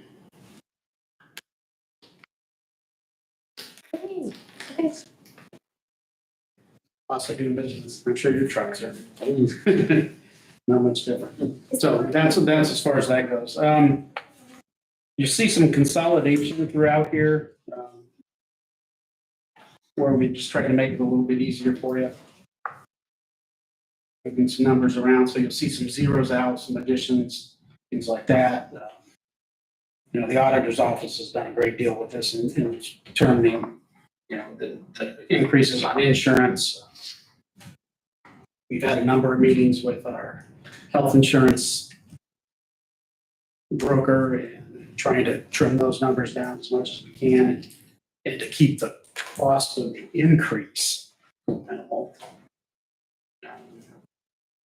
But over the last 5 years, we've made a number of decisions which have, it's still increased, it just hasn't increased as much as what it could have. So we'll continue to work with that. We did add one line item, it was only $1,000 for public relations. What we've come to figure out basically is when we have some type of event where we need to provide something, it's usually the three commissioners just coming up for whatever it might be. So we thought that would be a nice item to have in there, whether it's awards for somebody retiring or, you know, the life-saving awards like the sheriff's department does. Those things we need to participate in. I think we should have a line item for that. Again, it's not a significant amount. Just helps cover some of those costs.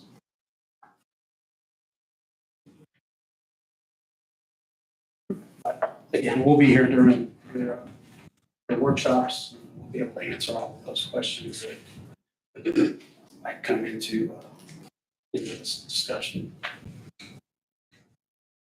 How did it go this year with the change to the way that we supported non-for-profits? Instead of direct, you guys did your, the one Actually, fund? The discussions that we had were pretty good.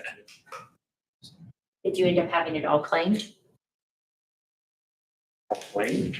Like, did you go? Well, there's usually more requests than there are funds available. So how's that?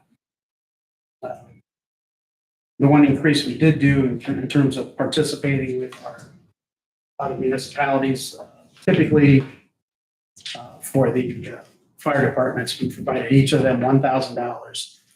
And then the balance of that particular line item, which would have been about $52,000, got distributed based on run percentages that they have throughout the county. I don't know, all of you are aware, but typically when our EMS gets sent out, especially around the lakes, if they need help getting somebody up steps or out of a house, the fire departments respond. So we, in kind, try to help them out a little bit with those expenditures. We did increase that to $2,000 per entity. And then the remainder, again, still the $52,000 gets split up. So they're each going to get another $1,000.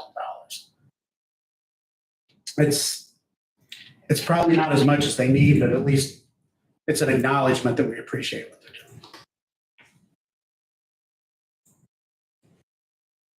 We continued with the additions of the maintenance for the jail and for the community center.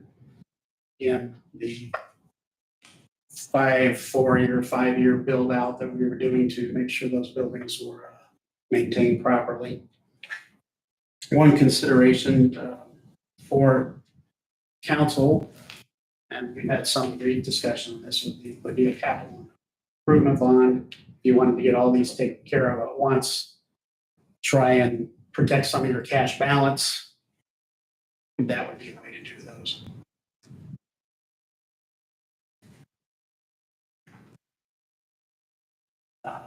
The one line though under QCAP, again, under the vehicles, commissioners, which is line item 40043, we can probably reduce that a little bit, I believe. The county park vehicle is probably getting taken care of this year. County highway was going to have a truck needed for their superintendent. The one that the superintendent was going to relinquish was just almost perfect for what we need for the park. So we're going to be able to basically have a hand-me-down to the park, if you will. So we're going to try and take care of that. So that number can probably be reduced to just the surveyor. The reason we're looking at a vehicle for the surveyor is there's been a number of rather expensive repairs over the last probably 24 months on that vehicle. I mean, to the tune of where each time you take it in, it's $2,500 to $4,000. It's time to not repair it anymore. It's time to replace it.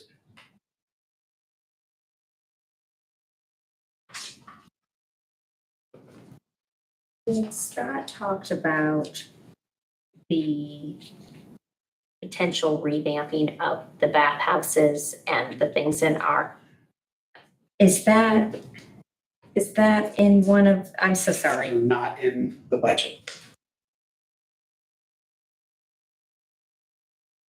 Now, depending on the direction, there's been discussion on replacing them.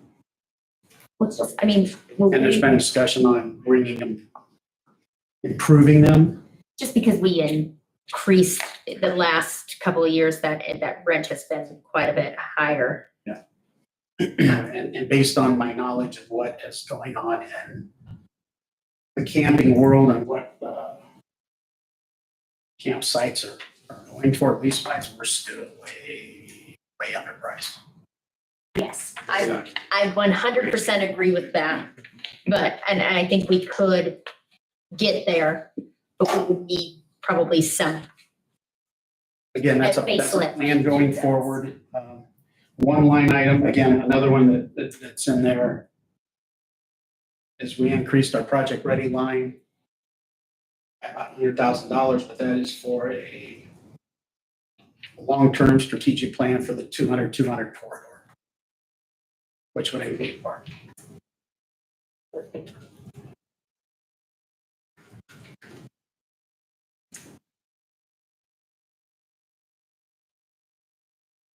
Other than that, I'll be quiet. And I'll be glad to have those discussions with you at your workshops. Excuse me. I'll be there. If I say I, it's we, and it really is we.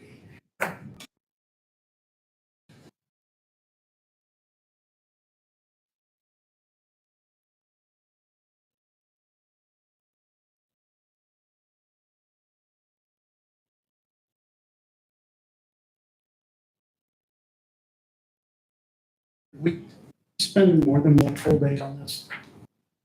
Just the one for this gallery. So we finished it up in We did like a day and a half. day and a half. Yeah. We actually had our own budget workshop this time instead of trying to do it in the actual commissioners meeting. We scheduled 2 days. And we were in here with the rules and things. It takes more than just a quick glance.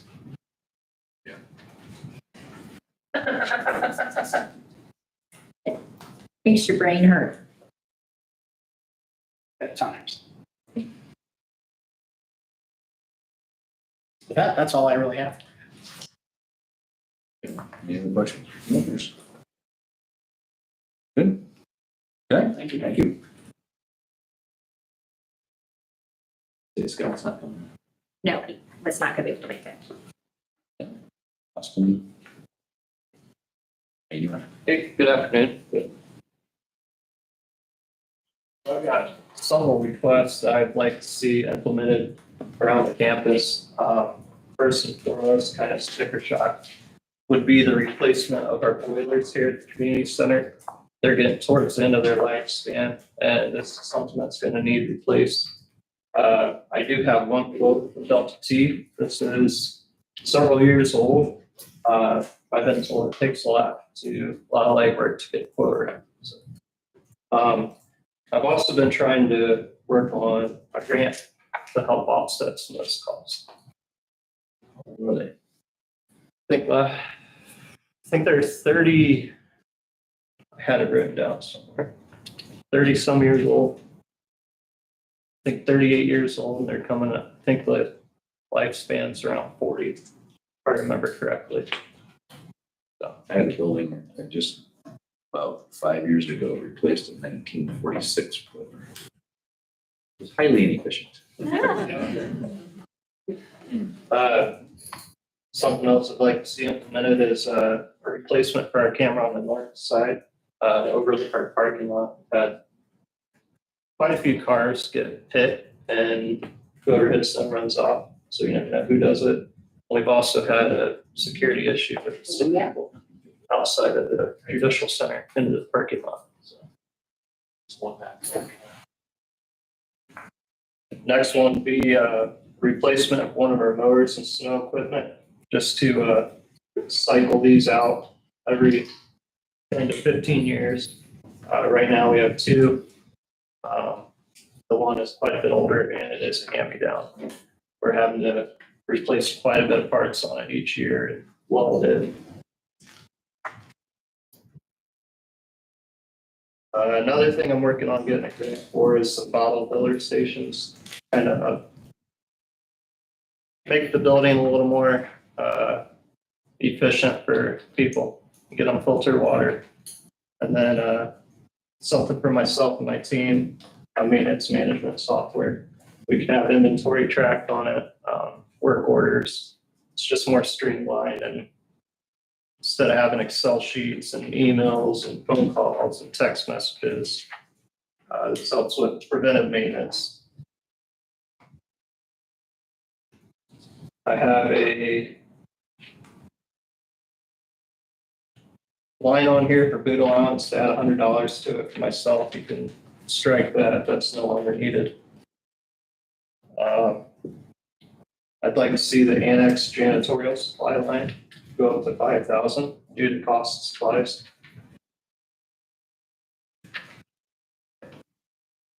And then the courthouse, the old courthouse, that building is vacant right now, but we had a line item for $2,500 for any repairs that needed made. And we used that line quite quickly because it's vacant. You're not over there. You're not seeing the issues that are going on. You don't get eyes on it. So I'd like to see that doubled to 5,000 until we know what's going to happen with it. That way, it's not a punch in the gut. Next year, I'm coming to ask for more money. All the amounts that you had mentioned though are already in the request, right? Please, I guess. And to my understanding, a lot of my lines have been consolidated. Yeah. Correct.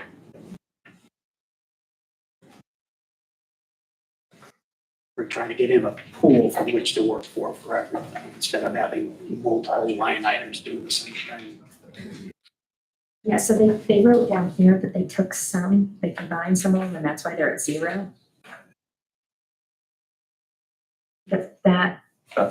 But not all of those numbers match all of that number, but they combined, but they're here.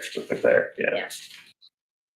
We have any, sorry, this is a commissioner question, do we have any need to consider during the budget process anything that might be happening with the old courthouse? Is there any closer to a decision there? I wish I had a better answer for you.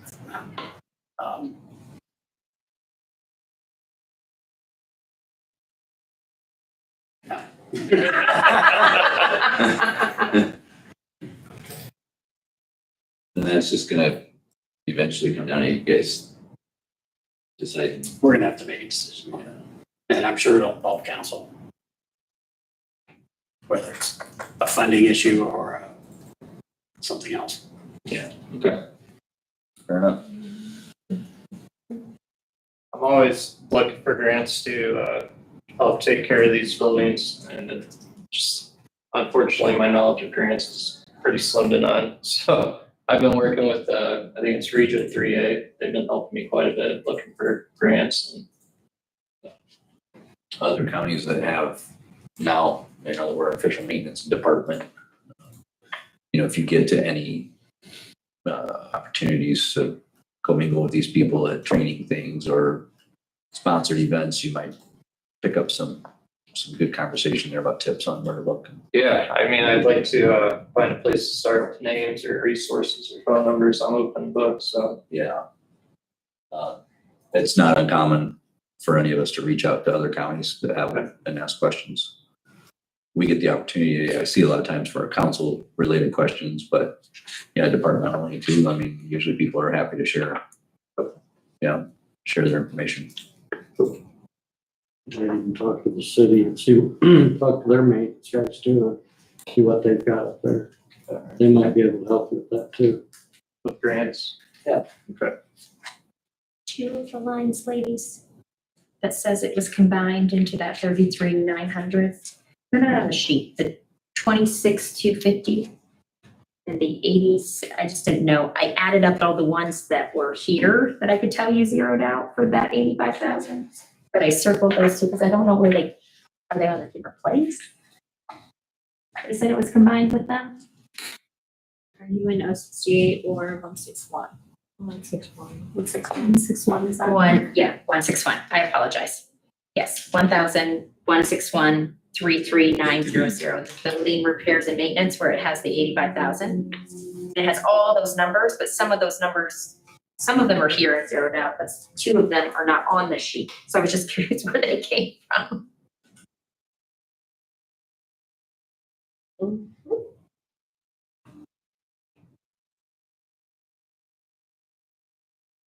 Sorry, I didn't need to not ask you. I just knew that came from there. Yeah, the 26,250 and 8605. Yeah, because the other ones only come up to 25,000 something. So I couldn't tell how we came up with 85,000 because I didn't know where those other two. Does that make sense? Yeah, I'll play this one with the other one. Come up with that range on it for you. Okay. Thank Any you. questions for us? Thanks, sir. Yep, thank you. Nikki. Did you miss us? Couldn't stay away.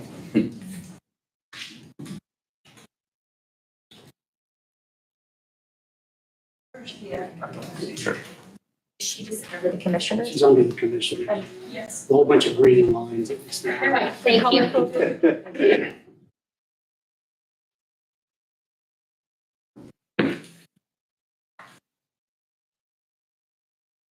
Appreciate your outline earlier of your longer term thinking and plans for the department. I'm trying. It's taking a lot of thinking. Things are going. Good afternoon again. I am here today because even though I could just leave this for the commissioners to represent our department, I would like to start maybe opening the window a little bit more into what our department does and be available more for if you have questions to try to help clarify, because the technology side of any organization is a little difficult to present in a non-technical way, but I want to make that available to you as the council for the county. So I'm going to try to keep it to 5 minutes, and that'll be a little bit of a similar to what I shared with the commissioners, and maybe a couple of things that I might be adding to my budget, but we are going through quite a few significant changes in my department since I came on board in December. There are several improvements we have made that have been good for the department as far as the cost of devices that we're putting on the end users, workstations, laptops, and things like that. I'm getting much better pricing from our vendor.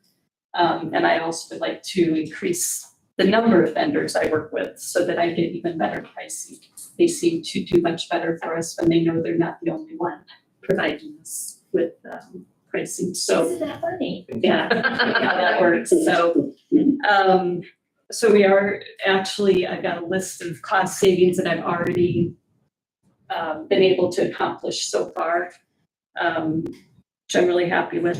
So the one thing I wanted to mention, Austin left, but I've been working a lot with him on some of the projects that in the past we would have quoted out and gotten a third party to come in and work on. And instead I've been working with him like to do cable runs, something we don't have to hire out anymore. It's something I'm comfortable doing. It's something he's comfortable doing. So we've saved a lot of money doing that.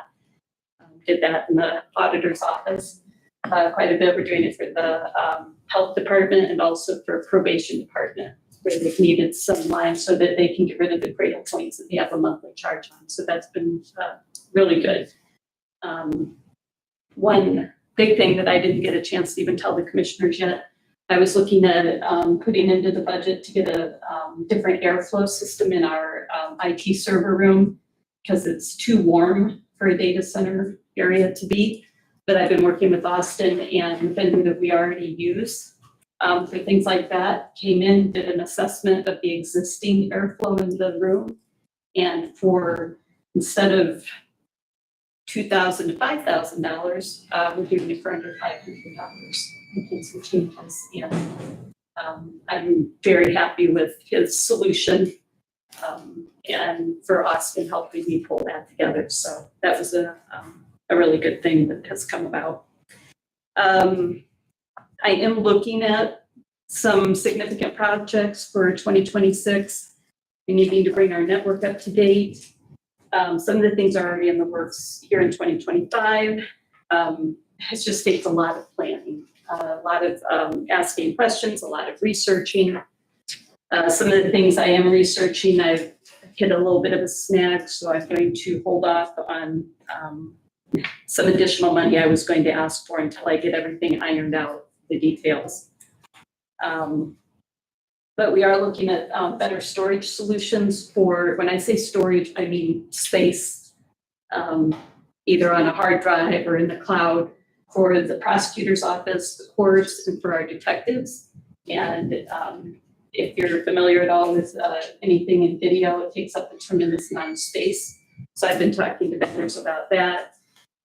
And depending on the pricing they come back with, it could be that I'll be asking for an additional $2,000 to $5,000 for that, in addition to the budget you have in front of you.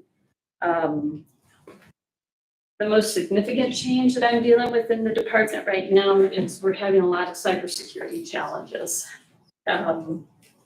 Even with the MSP that we utilize, they're supposed to be keeping an eye on and observing and remediating things for us. I'm finding things that are concerning. So I have my staff that they are looking more and more at things in our network for cybersecurity. And I'm trying to also work with our departments, because what I'm finding out is in the past, they've been kind of on their own to make technology decisions and purchasing decisions that affects our network. And I'm hoping to change that. I feel like IT needs to take a more active role in helping the departments to secure applications and secure devices. And that's just all I'll say about that. But that will be a positive thing, but right now it's very concerning. So I'm working with them on that. One thing I am going to be adding to my budget request, as you know, with the Homeland Department of Homeland Security, they in the past had grants that covered the cost of vulnerability alerts that they were giving to the state, local, tribal organizations. And that has been severely curtailed. So now, based on our operating budget, they're charging us and asking for $2,000 a year to continue that. It is very useful. It is what helps us know when there's a 0-day vulnerability out there for our servers.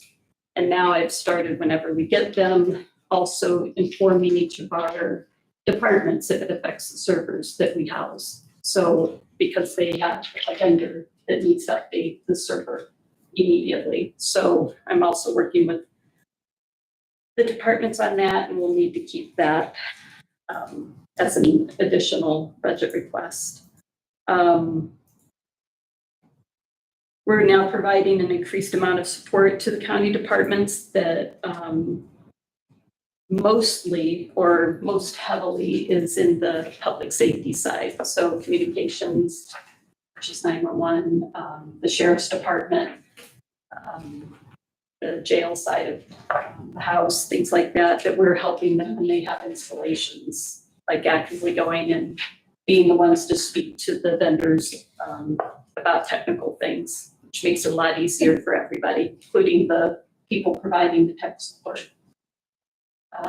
So one thing that we're going to be doing is also looking for more ways to combine things, combining services that are already being used that are being duplicated.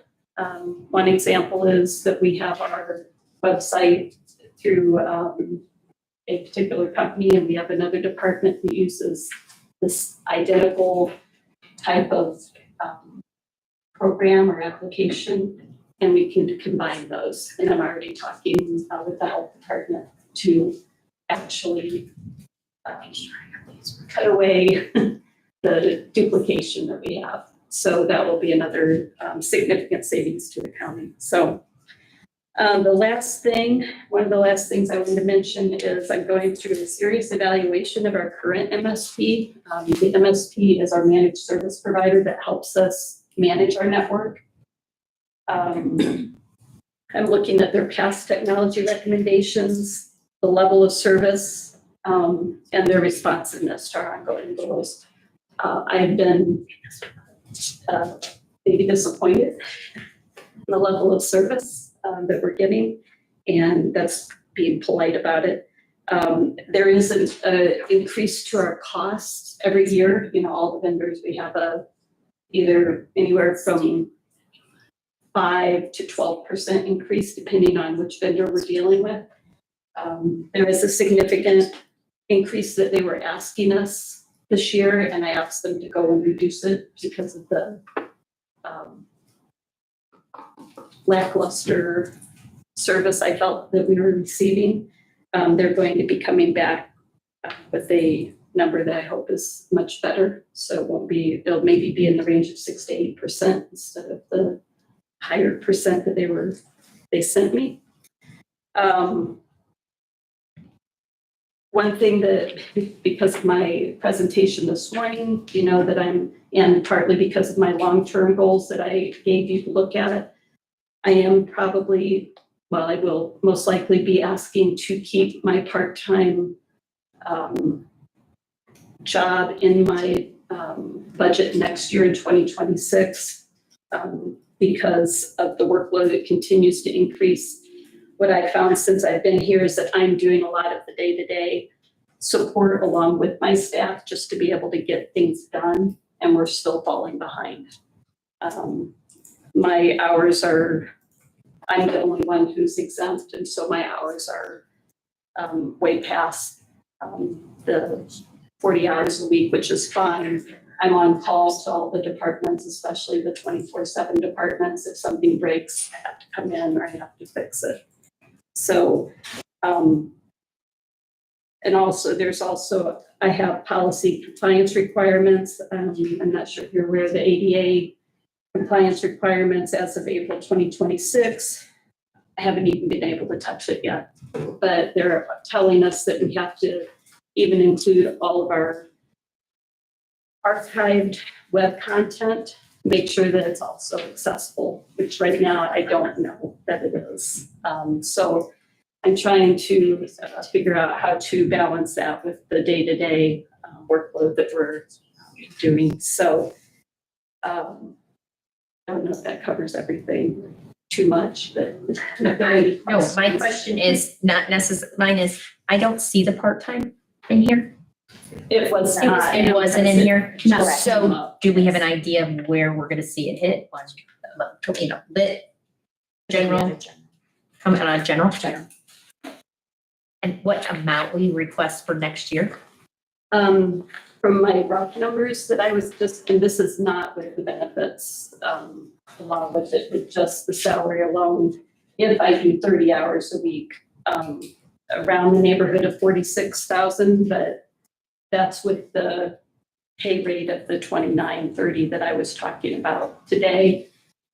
That could change if it's not that. The person I currently have, it could be anybody. So that could fluctuate greatly. And it may not be 30 hours a week. He asked for us to put into there when we talk hard numbers, which we're not doing today, when we talk those, Yes. that's the number.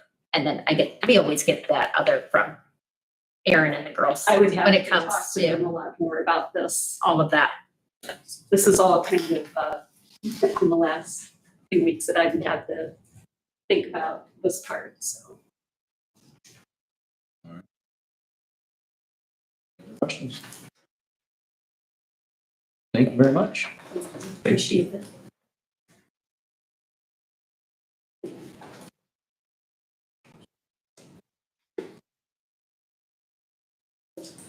Good afternoon.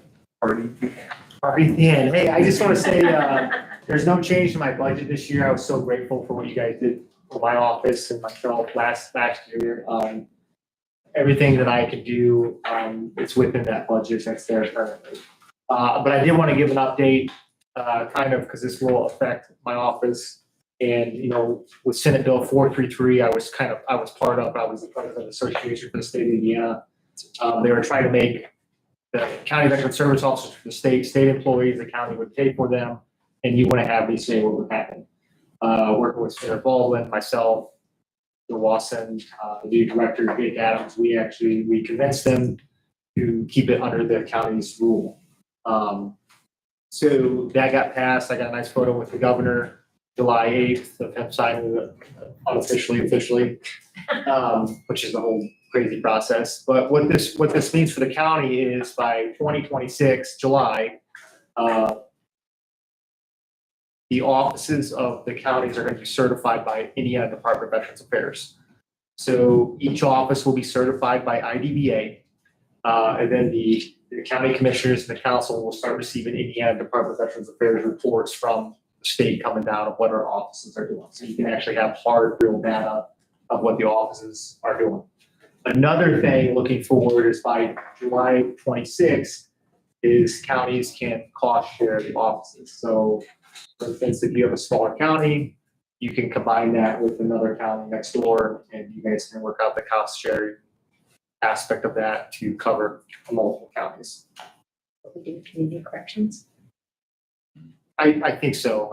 I'm sorry. Yeah, you know, it's the same thing. That was something that was put in the bill that looking forward that you could actually look for saving money in the future of cost sharing across counties.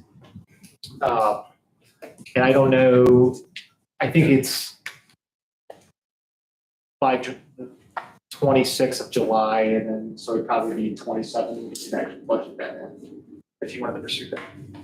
I don't know. But that's, we did get that passed, so in favor, it's gonna raise the standard of care for veterans within the state of Indiana, and the best part is it doesn't cost any extra money. It's amazing. Wow. It really is. Spend extra money, so, and then I just want to make myself, if you guys have any questions. You're very well spoken about in the community. Thank you for what you do. I appreciate it, so, and I appreciate what you guys do, so. My office is always open, and then I'm the public notary for the county, so if you ever need to notarize, I'm there, so. Nice. For the state. All right, Thank you. all right, thank you.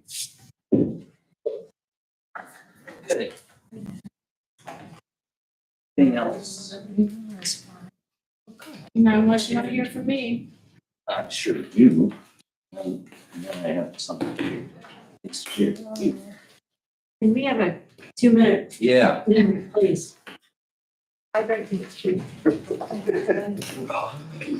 why I had to skip. Yeah. Still on the reservation. They said if you Just to solidify what I mentioned. Oh. No. Well, I mean, okay. my, I look at my emails. I agree with it. I'm like, oh, okay, so I don't mind that. Yeah, so I sent you right after I had What's this out there? no, this is instructions. This one, But then. I mean, Go down. I Are you like? yeah, it'd be, yeah, it'd mean a lot to everybody, so. So me typing up this. 2 o'clock been good. Our last year, she was so fast. I'm assuming what this is. Like, just.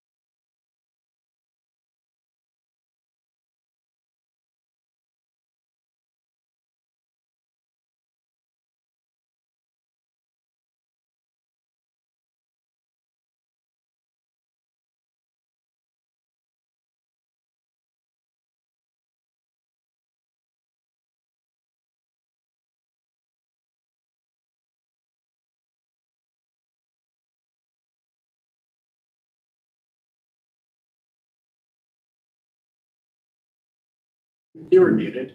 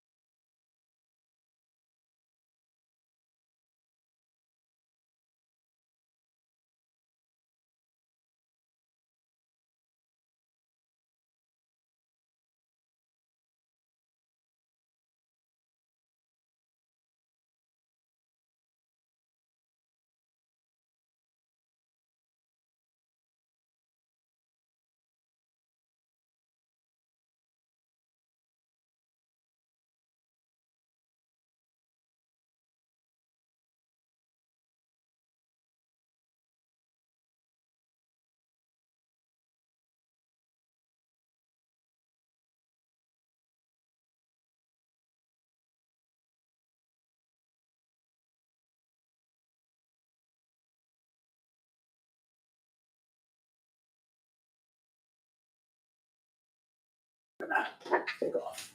Thank you, Will. Thank you, Will. If you have questions. See you, Will. Should be on page 25 under 161 maintenance. I had to save my life, I'm sorry. Like these, if I have Thank them. you. Thank you. Thank you, I looking at all this. You can tell that I scrabbled on this. I don't know why. You can see. And there. So what we think happened is those line items, 30056, 5758, 60, and 43, or 403. They had a request in those lines. We zeroed them out because we combined them with the request for line 33900. Maintenance. So What you're saying is it wasn't all these line items No. equaling that. It was No. these items, the 24,250 that I showed from the different ones is what was added to what was there. They took those numbers, they were gonna add them all together, and then the commissioners settled on 85,000. But what we have found is, or Andy has figured out, like, we went through, because we met with commissioners, and we were their departments, and these are what commissioners wanted those numbers to be. So we changed them per the commissioners. What we want to do, what Amy's gonna try to do, is go back and put the requested number in and have a, what are you calling that? It's the published column, but it's where all the cuts will be. Yeah. So maybe this would have totaled, by the time we added all those together, maybe it totaled 100,000. So those numbers you would still see in that 26 requested line, but in the published column, or the cut line, whatever you want to call it, that's where you'll see the 85,000 where the commissioners cut those and it went back to 85. Because right now that's not a true request line because we already made the changes. That makes See sense. see what we're saying? Yep. So we're working on fixing just things we have figured out that's going through, you know. You just cleaned it up. Yeah. Well, yeah, because that's a little weird, but like for her, this is a prime example is she was like, well, wait a second, what were all these? And so you guys would be able to see what was truly requested and then what the commissioners cut. Yeah. So, yes, like, Where were those two numbers? Which ones? The one. 60, 50, and 86. so the 26 number, I think is what those, that 3,000, that 3,000. Or what they added What they together. added together. So as they were talking, I was probably typing. Which makes it's only $2,000 different than what I thought that was. Yeah, and then That I makes took sense. that amount and I added it to whatever was originally in that line. And that makes What it she's saying is This is an 86,050. actual addition. And then I continued Zero to it type. out. I was typing as I was That listening. it wasn't That makes sense. an account number. No, those are not account numbers. So there was 26,250 up here. Yes. They probably asked for the 86. 8650 down here. And the commissioner said, no, we're just gonna do one at 85. Yep. Okay, that makes sense to me. So Isha, we figure out something easier, better. The notes, I think, have helped immensely. Thank you. Oh, having that section has been. Especially where it's split wages between departments. Yes. Oh my gosh, yes. The first year I didn't understand. I'm hoping you guys understood probations, if you guys looked at theirs yet, because I tried to, Yeah, she was in here this morning. put as good notes in there as possible for her to explain hers. Yep. So, and you and I talked about putting what in the council? 250,000 in rainy day. So you guys will need to add that. We have done it on our end, but these were printed before. Meaning putting 250,000? We're gonna budget 250,000 in rainy day, not that there's anything specific we're doing with it. But like last year, when you guys were moving stuff around. Budget that. Yeah. You want to advertise that. I want to advertise that. Park it under. Well, it already has its own line. Oh, that's right. In the commission. So, rainy day, I feel like we're back at rainy day where we were when I got elected after we put the amounts in. It's 1186. That case and fund number, what Account number is 30001. 04 rainy day. Miscellaneous disbursement. Oh, my. The PSAP on the 2025 projections? Yeah. Oh, it is more. It's, yeah, it's Why does it drop? Did you ask that? Why they dropped so far in 2028? Why the Gotta make lit, notes on that. the lit stuff drops so much? Yeah. All right, well, let's let our, I didn't know if our auditor's office wanted to actually touch on things today or just wait till we got, because they're here for a second. Doesn't matter. Why don't you go ahead and do your- I can make it short and sweet because there's not a whole lot. Okay. Honestly.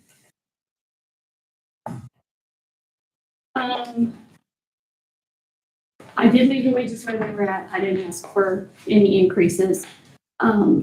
With the exception of, we did add in the Indiana statute. So it is line 11309. That is per statute for the auditor. And that's like similar to the one that the clerk gets. She has a statute where she gets 2,500. That's what this one is. It was available last year. I did not put it in last year, but That was outside of the one in the council budget. yes. And then I currently have 2 positions open in the office. I am only filling one of them. And that will be on the tax side. So I will have 3 people on the tax side and 3 people on the financial side. Well, really 2 people financial because Abby is half commissioner or third commissioner is 2/3 auditor. So, but I am getting back a position. Yay. I apologize on that real quick if I may touch on Kelly. Which one? I just realized I don't know why that change was not in here for the admin assistant. That will be the one, the 11,000, account number 11,000, that will be the position that will be going away. And the Yeah. one right above it will be the one we're So that keeping. switches. Yeah, Yes, it it just switches, yeah. So where it says C. Robinson, that's the one that I will be funding, and where it says L. Miller, that one will be 0. Yes. So we'll get that switched around. We'll still be at a Comont. I think it's, or let's Comont A. It's a, Comont A. But our numbers don't change. No, no, I just thought I'd let you guys know that. yeah, I flip flop those. We never do anything for overtime, part-time, just in case, but we haven't used any of that in a long time. Office supplies, we reduced. Official records, we reduced. We tried to reduce. It's not large changes, but enough, hopefully, that make a difference. We got rid of Adobe because Nikki in IT is working on a whole Adobe thing for the entire county. So we got to 0 that out. Telephone. She's taking over the MiFis and the telephone, so we won't have that. However, do I have that line in mind, Amy? The dollar amount, what dollar amount did we put in that telephone then? That I gave you? Oh,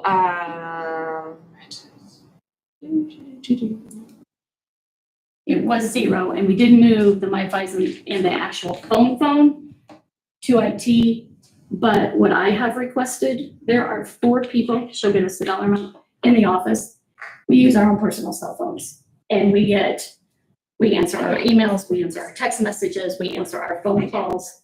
The federal government has my cell number because of that authentication thing that we have to do. So I asked for, you can call it a stipend, you call it whatever you want, for half. So whatever the employees, their line on their phone bill was, let's say it was $45, half of that times 12.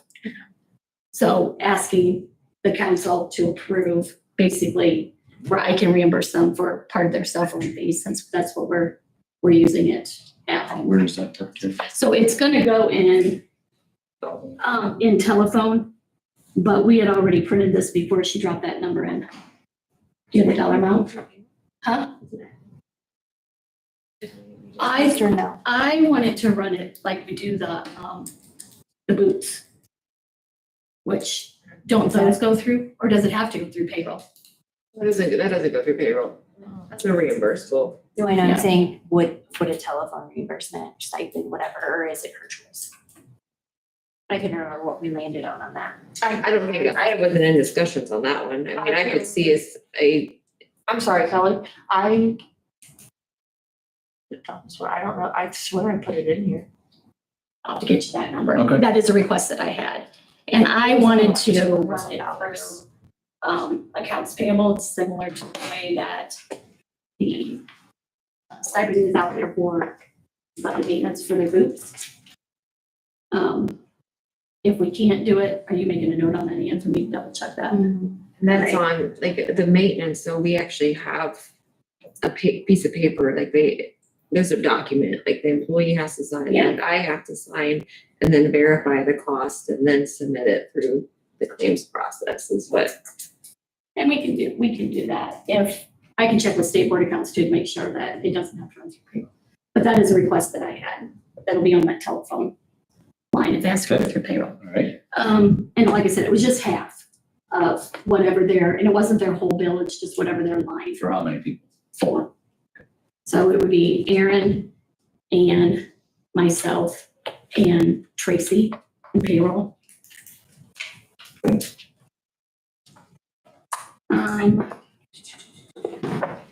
So we're gonna do their main telephone. Travel, we left it 5,000, postage. Is in, yeah. Yep, we are using Penny. So, and we got a reduced cost on that. We just got our new machine set up. So, and he was able to get us more for a lower price than what we were paying before, so that's a good thing. Office supplies, we reduced. We really tried to take down where we could. Scanning, we still have some more invoicing for the scanning, so that's the reason that that one still says 30,000. After next year, that should be down again unless I come up with a lot more books that need scanned. Professional services, we have that data pit stop in SBS portals. Lease rental payment, of course, is the judicial center. Dues and subscriptions, that's where we have air dues, just like all the other elected officials.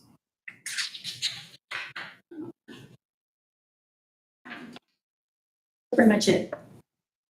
It's the 6,000 Valcon contract. That is a company that we use for getting reimbursements, cost sharing, get reimbursements back for the 4D program. We pay them, we get much more back than they charge.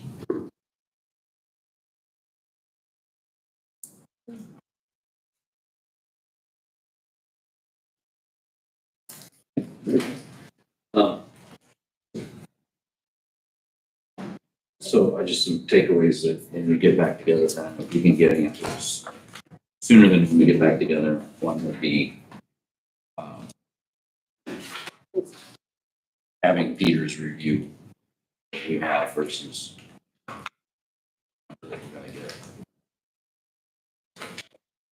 which I think we kind of have an idea on the number based on the document that we handed out earlier. I'm just You're talking on the levy number? yeah. Yeah. And then, so what this doesn't show us, I love how this book is, but it doesn't show us totals like within personnel for every department. Right? So it's kind of all blended. You're gonna see, so I have a spreadsheet that shows all the totals, but that would budget projections help with that? And I still don't have access to that either. That's another thing where it's so nice when you guys get it in view, because you can break that down and see your totals for all personnel as well. And there is actually a section in here that, kind of also takes, where Erin has her spreadsheet where you can put in like, 3%, 5%, all that kind of stuff. Well, it will automatically calculate that. If you pull all the personnel and everything. So we're gonna have access to that. So Eventually, And then I don't know I've been when. working with Nikki Probably on next year. that we're supposed to have our own logins to allow. But there is an issue with, can't do it on the surfaces. You can't do it on the surfaces and in order to do where you could log in, then there would have to be a computer here for us to log in. I even offered to buy my own computer. But she just needed to work out some security stuff that she hopes to get us by next year. I have, of course, my normal ginormous spreadsheet that has all of your personnel on there. And then I have what we paid this year, what they requested for their 2026 budget. But then I've also done projections for 2.5%, 3%, 4%, 5%. I also have information on several longevity programs already calculated out on what it stands with today with our current employees, how much it would cost you depending on what program you would take a look at. So there's a lot of other things. Yeah, in I'm addition. glad, thank you, because I was gonna ask, like, when we actually get in September, do we have that in front of us? And a longevity discussion to be resurfaced again this year. Will had touched on capital improvement bonds. If we see that there's just too much cash burning going into all this maintenance, the timing to discuss one of those bonds would be a time when we're not sitting on a lot of cash and just would be a little bit inappropriate to issue a bond. If we actually have the cash, but we're just trying to preserve it. I'll have to get you So dates there's on that. Kind of I'll have to get you dates on that, if you guys are talking about the capital improvement bonds, because there's a certain time frame Yeah. to sign up for and. I don't think it's process. this year. I don't think we're there yet, Okay. going into 26, but it's just something to keep our mind on if these projects are getting the best of us. We'll be finishing up our ARPA funds this year. And I'd like to see the total county general budget, actually all the budgets, because we still got to get that whole 14 line thing within the text. But specifically county general and removing wage increases. So we have a baseline for everybody. It's not fair just to pick a couple right off the bat and know where we're at in county general versus what we have available, and know if we have to, what cuts we have to make, or if we have surplus or what we're at. So when we come in and get started this year, we'll all have time to maybe have that information in front of us to review before we get started. So when we jump in, we can get right to work on cuts, and then if we have any extra money and what we can do. There's not a lot of new positions requested, obviously, because we told them no. But, a couple, 3 for discussion. And then if there's any room for wage increases, or whether that's done through longevity pay, just if we don't have any extra money to deal with. So we can make enough cuts. And then we want Peters to review that and give us advice on it beforehand, and also their thoughts on the impact on our property tax receiving versus the health department's request, whether we can take another big hit out of that. But Dan, also, don't we really need to look hard at what we're doing this year with the projected? It's like the projections from Peters goes down instead of up. So, As we- Tony said, if you guys can just hold with what you did last year, just hold that 1 year, you're gonna be okay. He's right. Peters projected a 3% growth in their numbers here. I don't know if that's locked into what it's gonna be, or if we're actually gonna have the 4%. We are still working on our CNAV. Right. So, at the end of the day, ending fund balances are still projected at the end of 2026. And what they're saying we're putting into these categories, $1.5 million stronger than 2025's. But doesn't it go down from there? Well, Lit goes backwards. yeah, unless we go back and adopt let it full. So if we give increases this year, next year we'll be okay, but then the following year, we're gonna have to do something to be able to stay. Well, lit is a very hard conversation to have right now because we're very unique with the fact that we will keep a majority of the lit. Because we don't have towns that are large enough to adopt. How much do we give, how much is taken off the top of lit right now? At our 1.99, how much goes out the door before it ever comes to us? 60, does that sound right? We keep 60, about 40 goes out, I think. And so Percentage-wise. those lit numbers, I'm curious what that looks like. I would love to play with what that looks like when that isn't coming off the top. That's why those numbers don't make sense to me, because we're not gonna be giving not that we give it away, not that we statutorily have to give it away the way we have been. So we as a county may not need that full rate amount because we're not getting that full rate amount now. Gotcha. That makes sense. But we also have to take care of our employees best way we can, and we have to take care of our sheriff's department if they need more people, or, obviously the courts. So, there's a need for it without it being us just being frivolous with it, What does it take? Do you have to readopt if you change? Right now, there's the little buckets under lit. If you wanted to reduce one bucket and put into a different bucket, do we have to do a whole readoption? Yes. So if we wanted to change the property, because we have a property tax relief inside of our lit, And we do. right? And on top of that, they're getting even more. And now they're getting more. So my thought process with some of our stuff like our PSAP and our sheriff, and our EMS is potentially you could change those buckets, but you're not changing it to the taxpayer. You're just changing which bucket it's going into. Does that make sense? Well, it does, except they're both in shortfall right now. Even, because we adopted it 1%, on 2 or half. Right, but if we didn't want to raise it, we have the opportunity Just shift to it. shift If it. you increase one, no, you have to go back. Taxpayers. Well, they want to do with their percentage. That was something that a different auditor at the state call meeting said that they were looking at doing. Again, just learning from other counties, that they were going to get rid of their property tax relief bucket. Yes, that's what I'm looking for. And put it, But if they, but they're gonna increase the rate within any of the lit buckets, thus they have to go back and forth.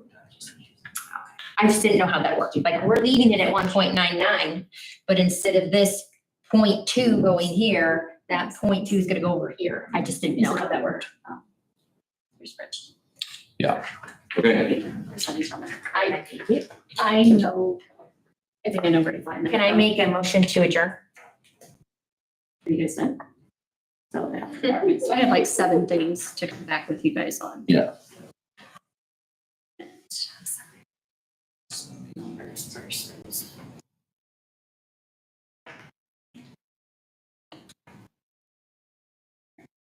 The claims form, figure out what to do. Yes. Yeah. I have it, I can just email you that form. And that'll just be filled out and. I don't know if there's instructions right on it. Yeah. Yeah, the instructions are right on it. So you're gonna have to work with that, you're gonna have to work with that. The new conflict of interest stuff, so we can get them to talk some sense into them. I just don't understand why. Yeah. It's not sufficient. Because they didn't change the rules. Do you want me to end? Yeah. Are we adjourned? We're We're adjourned. I